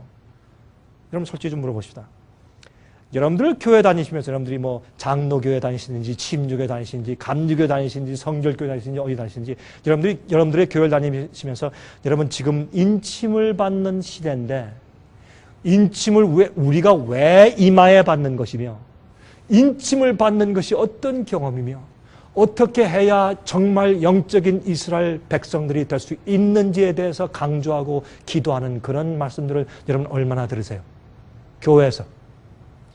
그거 얼마나 강조하고 얼마나 여러분 듣고 이해하세요?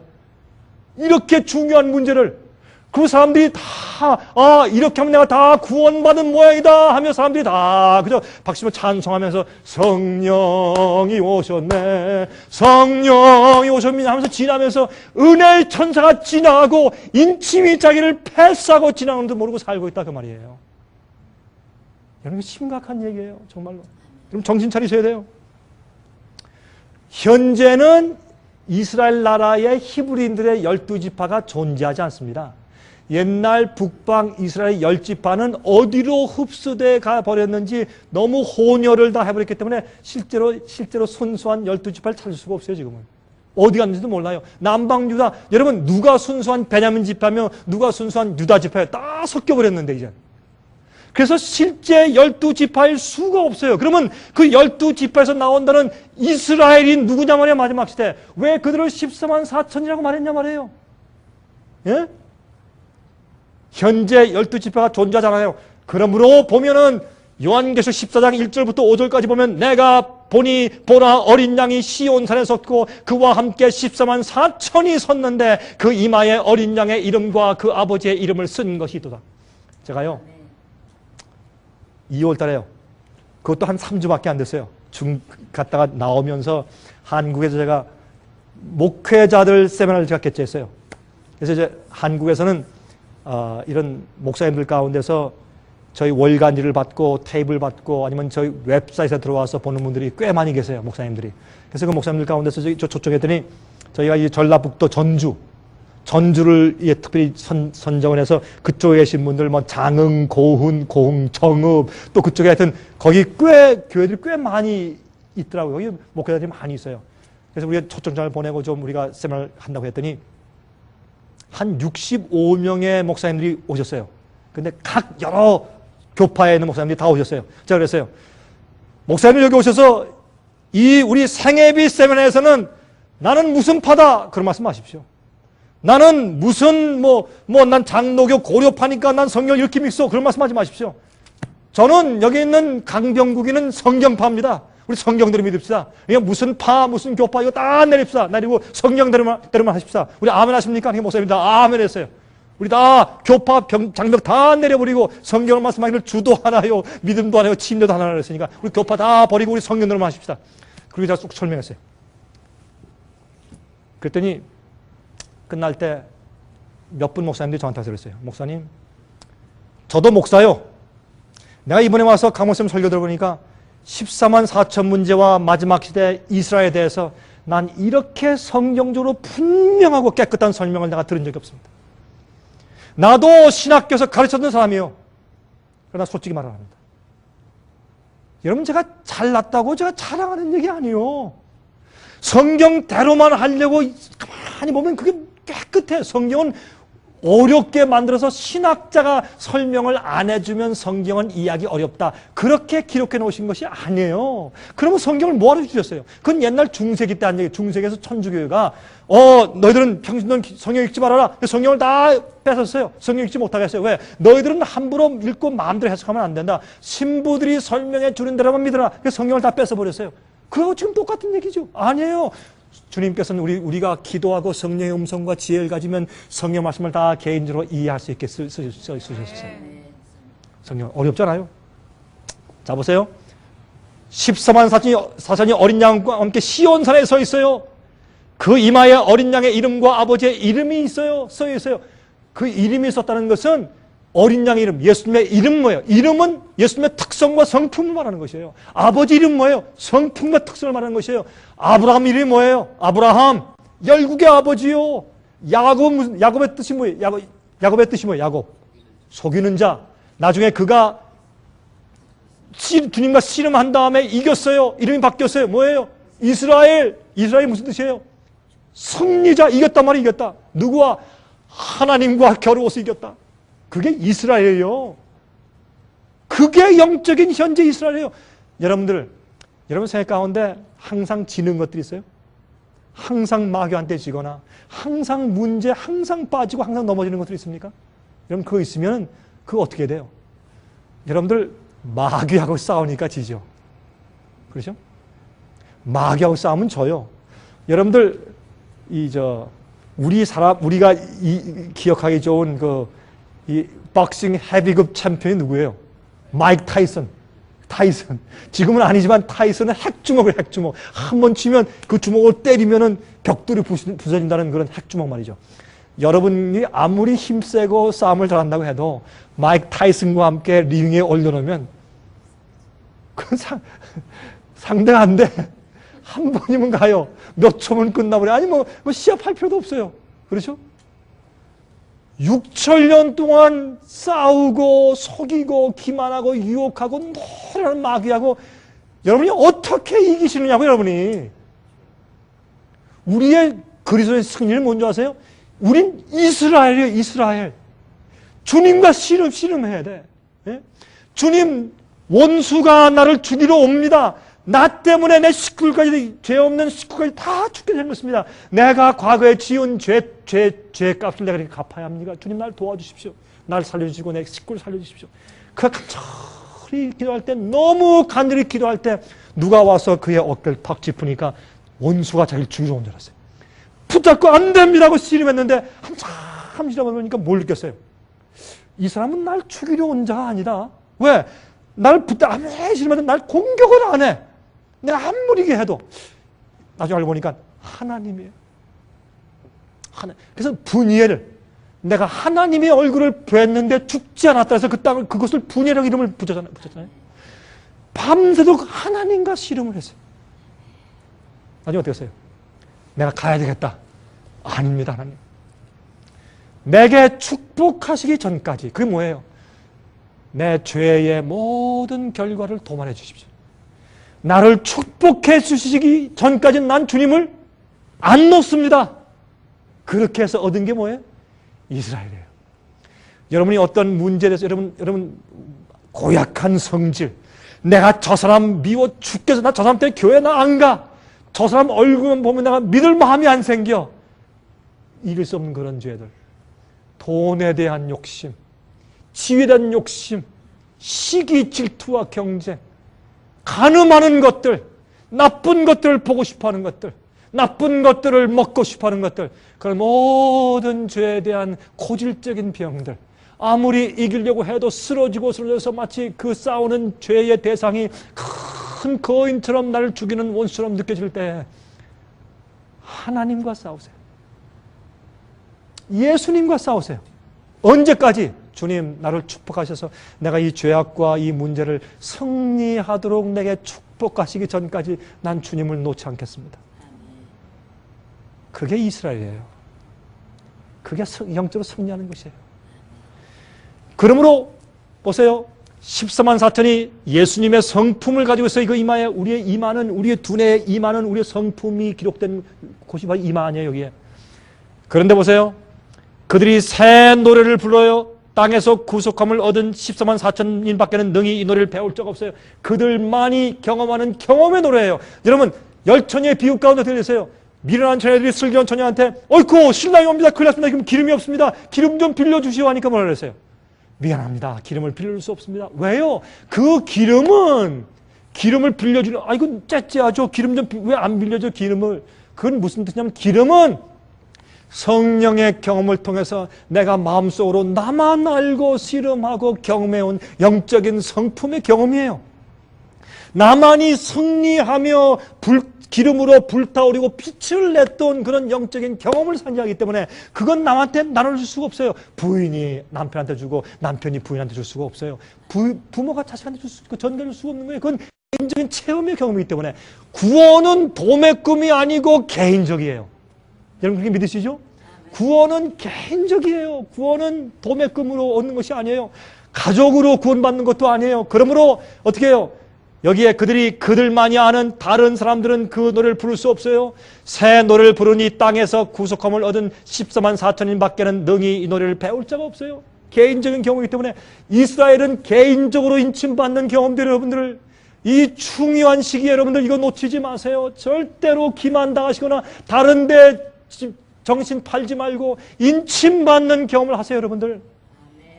저 어떤 데 생각하면 내가 왜 여기 버지니아에 와서 이렇게 목청 높여서 소리를 지를까?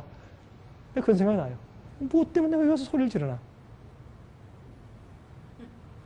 우리 화면을 통해서 제 음성을 듣는 분들도 마찬가지입니다. 제가 왜 이렇게 열을 낼까요? 제 맘가운데 불이 있어요. 답답함이 있어요. 진짜 그래서 사람들이 이것을 이해를 못하니까. 그래서 엉뚱하게 생각해요. 엉뚱한 기대를 가지고. 이 사람들은 여자로 더불어 더럽히지 아니하고 아니 그러면 그래서 로마 교회는 그래서 신부라 그래요. 결혼 안 했으니까. 그런 뜻이 아니죠. 성경은 여자가 둘이 있어요. 음녀가 있고 정결한 처녀가 있죠. 이건 음녀로 더불어 더럽히지 않았단 말이에요. 그건 뭐냐면 음녀가 주는 잘못된 오류의 포도주로 취하지 않았다 그 말이에요. 그 정결한 처녀예요. 정절이 있는 자예요. 어린 양이 어디로 인도하든지 따라가는 자예요. 우리가 하늘 가서 예수님과 함께 우주를 여행하고 영원히 살면서 하늘에 가서 영원히 주님을 따라가려면 이 땅에 살 때 주님께서 우리를 어디로 인도하든지 따라가는 자들이 돼야 돼요. 그러지 않겠습니까? 이 땅에서 어린 양이 어디로 인도하든지 따라가는 자들이니까 하늘도 영원히 따라가 살죠. 주님께서 우리에게 말씀하신 모든 분부와 말씀과 진리대로 사는 사람들. 그런데요, 사람들이요. 잘 보세요. 사람들 그렇게 안 해요. 자기 체면이 앞서요. 자기의 명예가 앞서고요. 자기 인기가 앞서고요. 사람들 눈에 보이는 게 앞서고 자기의 지위가 앞서고 자기의 재산이 앞서지. 주께서 말씀하실 때 그거 버리고 어떤 때는 말이죠. 어떤 때는 교회에서 외면당하고 핍박당해서 쫓겨난 경우도 있고 어떤 때는 핍박당하고 이웃이 나를 오해하고 외로울 때 예수님이 하느님의 아들의 진리가 이 땅에 와서 어둠의 세상에서 그렇게 핍박받고 사셨는데 우리 이 땅에서 칭찬과 자랑과 인기 얻고 살려고 애를 쓰는 것이에요. 솔직히 우리 그래요, 안 그래요? 네? 여러분, 그러므로 여러분 어린 양이 어디로 인도하든지 따라가는 자들이며 여러분 아멘 하세요? 사람 가운데서 구속을 받아 처음 익은 열매로 하나님과 어린 양에 속한 자들이니 그 입에 무엇이 없어요? 거짓말이 없고 흠이 없는 자들이더라. 제가 이 얘기를 하니까 사람들이 아유 목사님이 세상에서 거짓말 안 하고 어떻게 삽니까? 그래요. 어떤 분이 저한테 그래요. 복덕방 하시는 분인데 저한테 그래요. 목사님 저는요 과장과 거짓말 조금 안 보태고 안 하면요 집이 안 팔려요.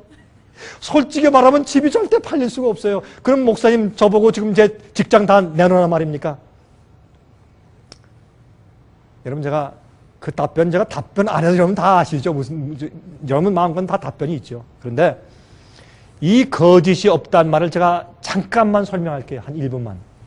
거짓이 없단 말은 우리가 거짓 증거, 거짓말 하지 않는다는 말도 되지만 거짓이 없단 말을 잘 들어보세요. 이런 말이에요. 요한복음 1장 47절 보시면 그 거짓이 없다는 그 말을 영어로 guile, G-U-I-L-E, guile이 없다 그렇게 표현했는데 그게 이런 표현이에요. 예수께서 나다나엘이 자기에게 오는 것을 보시고 그를 가리켜 가라사대 요한복음 1장 47절 있죠. 보라 이는 참 이스라엘 사람이라.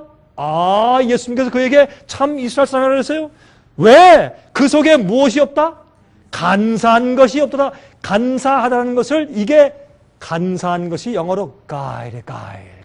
이게 거짓이 없다는 뜻이에요. 그게 무슨 뜻인지 아시겠어요? 한번 보시겠습니다. 이 간사한 것을 어떤 땐 괴휼이 없다라고 성경에 표현했어요. 그것을 영어로 가일이 없다는데 14만 4천의 그들의 입에는 거짓이 없고 흠이 없더라는 그 말 가운데 거짓은 요 단어예요. 가일. 이것을 헬라말로 돌로스예요. 돌로스. 이 돌로스라는 말은 무슨 뜻인가? 돌로스라는 말은 이런 뜻이에요. 낚시질을 할 때 이렇게 딱 꼬부러진 낚시의 훅. 그게 돌로스예요. 그리고 거기에 끼어있는 미끼. 그게 돌로스예요. 그건 무슨 말이냐? 여러분, 그냥 낚시줄만 이렇게 물속에 들여놓고 하루 종일 기다려보세요. 그게 잡힙니까? 안 잡혀요. 낚시 바늘이 빼쭉한 걸 그냥 길고 빼쭉한 거 갖다가 바늘을 갖다가 해가지고 밤새도록 한번 잡아보세요. 잡힙니까? 안 잡힙니다. 어떻게 잡혀요? 딱 꼬부러져야 돼요. 그래서 딱 물리면은 어떻게 해요? 빠져나올 수가 없어요. 그리고 거기에 뭐를 꼽아야 돼요? 미끼를 꼽아야 돼요. 그러면 이게 무슨 뜻인가? 우리의 마음과 양심 속에 우리 성품 가운데 무엇이 없어야 돼요? 남을 이용해 먹는 정신이 없어야 돼요. 남을 이용해 먹는 거, 남을 속이는 마음, 남을 등치는 거, 남을 밟고 내가 일어서는 것들, 뒤에서 남을 긁는 것, 정죄하고, 예? 남을 모함하고, 비난하고, 이렇게 남을 잡는 그런 정신이 전혀 없어야 돼요. 그런 우리의 성질들이 십자가의 보혈의 은혜로 다 씻어줘야 돼요. 그게 새 언약의 경험과 거듭나는 경험이에요. 그런 다음에 자 보세요. 베드로전서 2장 22절에 말씀하기를 어떻게 말씀했어요? 저는 죄를 범치 아니하시고 그 입에 괴사도 괴율도 없으시며 어떻게 해요? 그 속에 돌로수가 없어요. 딱 꼬라진 바늘이 없어요. 괴율이 없어요. 괴사도 없어요. 이게 누구 성품이에요? 예수님 성품이에요. 그래서 예수님은 입에 거짓이 없으시면 이렇게 말을 한 거예요. 14만 4천은 무슨 성격을 가지고 있어요? 예수의 품성을 가지고 있어요. 그것이 어떻게 여러분과 저의 힘으로 그게 가능하냐 말이에요. 우리의 온전한 굴복을 통해서 가능해요. 온전한 굴복을 통해서 그것이 가능해요. 그래서 마귀는 교회에서 뭘 가르친 줄 아세요?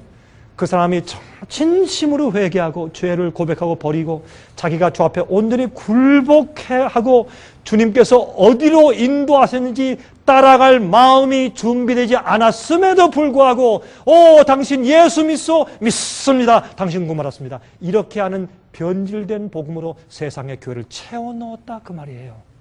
이럴 때 주님께서 참된 진짜 영원한 복음으로 진짜 참된 이스라엘 백성들을 고르시고 깃발을 세우시고 그 영혼들을 남은 자들을 세상 방방곡곡에서 불러 모으시면서 참된 이스라엘 나라를 회복하고 있는 이 중요한 시점에 사람들은 예언 해석을 저쪽으로 해놔서 지금 이대로 우리가 구원받은 것인데 이스라엘 나라를 통해서 어떤 큰 주님께서 마지막 사건을 성취시킬 것이다 라고 잘못 기대하게 만들어 놓았단 말입니다. 아닙니다. 주님께서 영적인 이스라엘 백성을 이스라엘 나라를 보이지 않는 나라를 지금 세우고 있는데 그 사람들은 어떤 사람들인가? 14만 4천 같은 성품들 예수의 품성을 가지고 인침받는 백성들이다. 그렇게 성경은 설명하고 있는 거예요. 이걸 사람들이 미스하는 거예요, 지금. 그걸 갖다가 놓치는 거예요, 이 중요한 문제를. 시간이 많이 지났습니다. 제가 이제 곧 끝내야 되겠습니다. 여러분, 오늘 제가 좀 시간이 많이 지난 것 같아요. 제가 곧 끝내었어요. 그 입에 거짓말이 없고 흠이 없는 자들이다. 이 말씀을 할 때 보세요. And in their mouth, 그들의 입에는 영어 성경에 was found no guile. 그들에게 어떻게 해요? 낚시 바늘이 그들 마음 가운데 없어요. 속에 욕을 하죠. 왜 욕을 하는 줄 아세요? 내 속에 욕지거리 같은 그런 성품이 있기 때문에 욕이 나오는 것이에요. 입이 잘못이 아니라 내 마음이 잘못 아니에요. 내 마음의 생각이 욕으로 나오는 것이지요. 거짓이 입에 없다는 것은 그런 순결한 마음과 품성을 이루었다 그 말이에요. 자기 힘이 아니고 이스라엘 뭐예요? 예수님과 씨름하며 마귀를 이기고 내 죄의 성질과 죄의 본성을 이기고 죄의 유혹을 승리한 자들이 영적인 이스라엘이에요. 그 백성들에게 어떻게 입에는 거짓말이 없어. No guide의 흠. 그러면 for they are without fault before the throne of God. 하나님의 여기 이 말씀 요 부분은 한국말 성경의 번역에 빠졌어요. 참 아주 애석해요. 하나님의 보좌 앞에서 흠이 없더라. 하나님이 봐도 흠이 없어요. 목사 앞에 흠이 없다고 인정받지만 내 속에 숨은 죄가 있을 수 있어요. 몰래 호박씨 깔 수 있어요.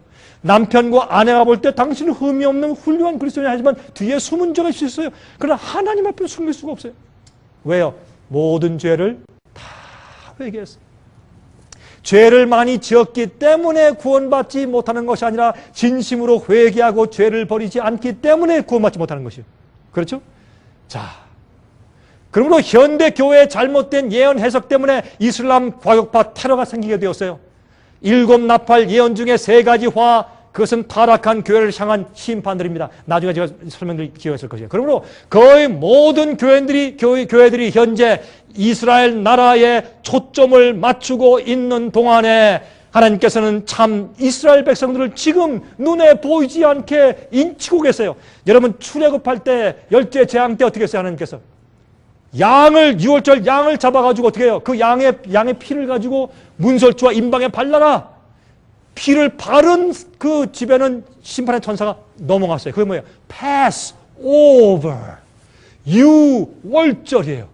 지금 주님께서 앞으로 심판의 천사가 이 땅에 온다 말했어요. 그러면 7 재앙이에요. 심판의 천사가 와. 그때 심판의 천사가 주님의 인칭받은 백성들이 7재앙을 통과하고 지나갈 때 그 심판의 천사가 6월이에요. 6월절 패스오버래요.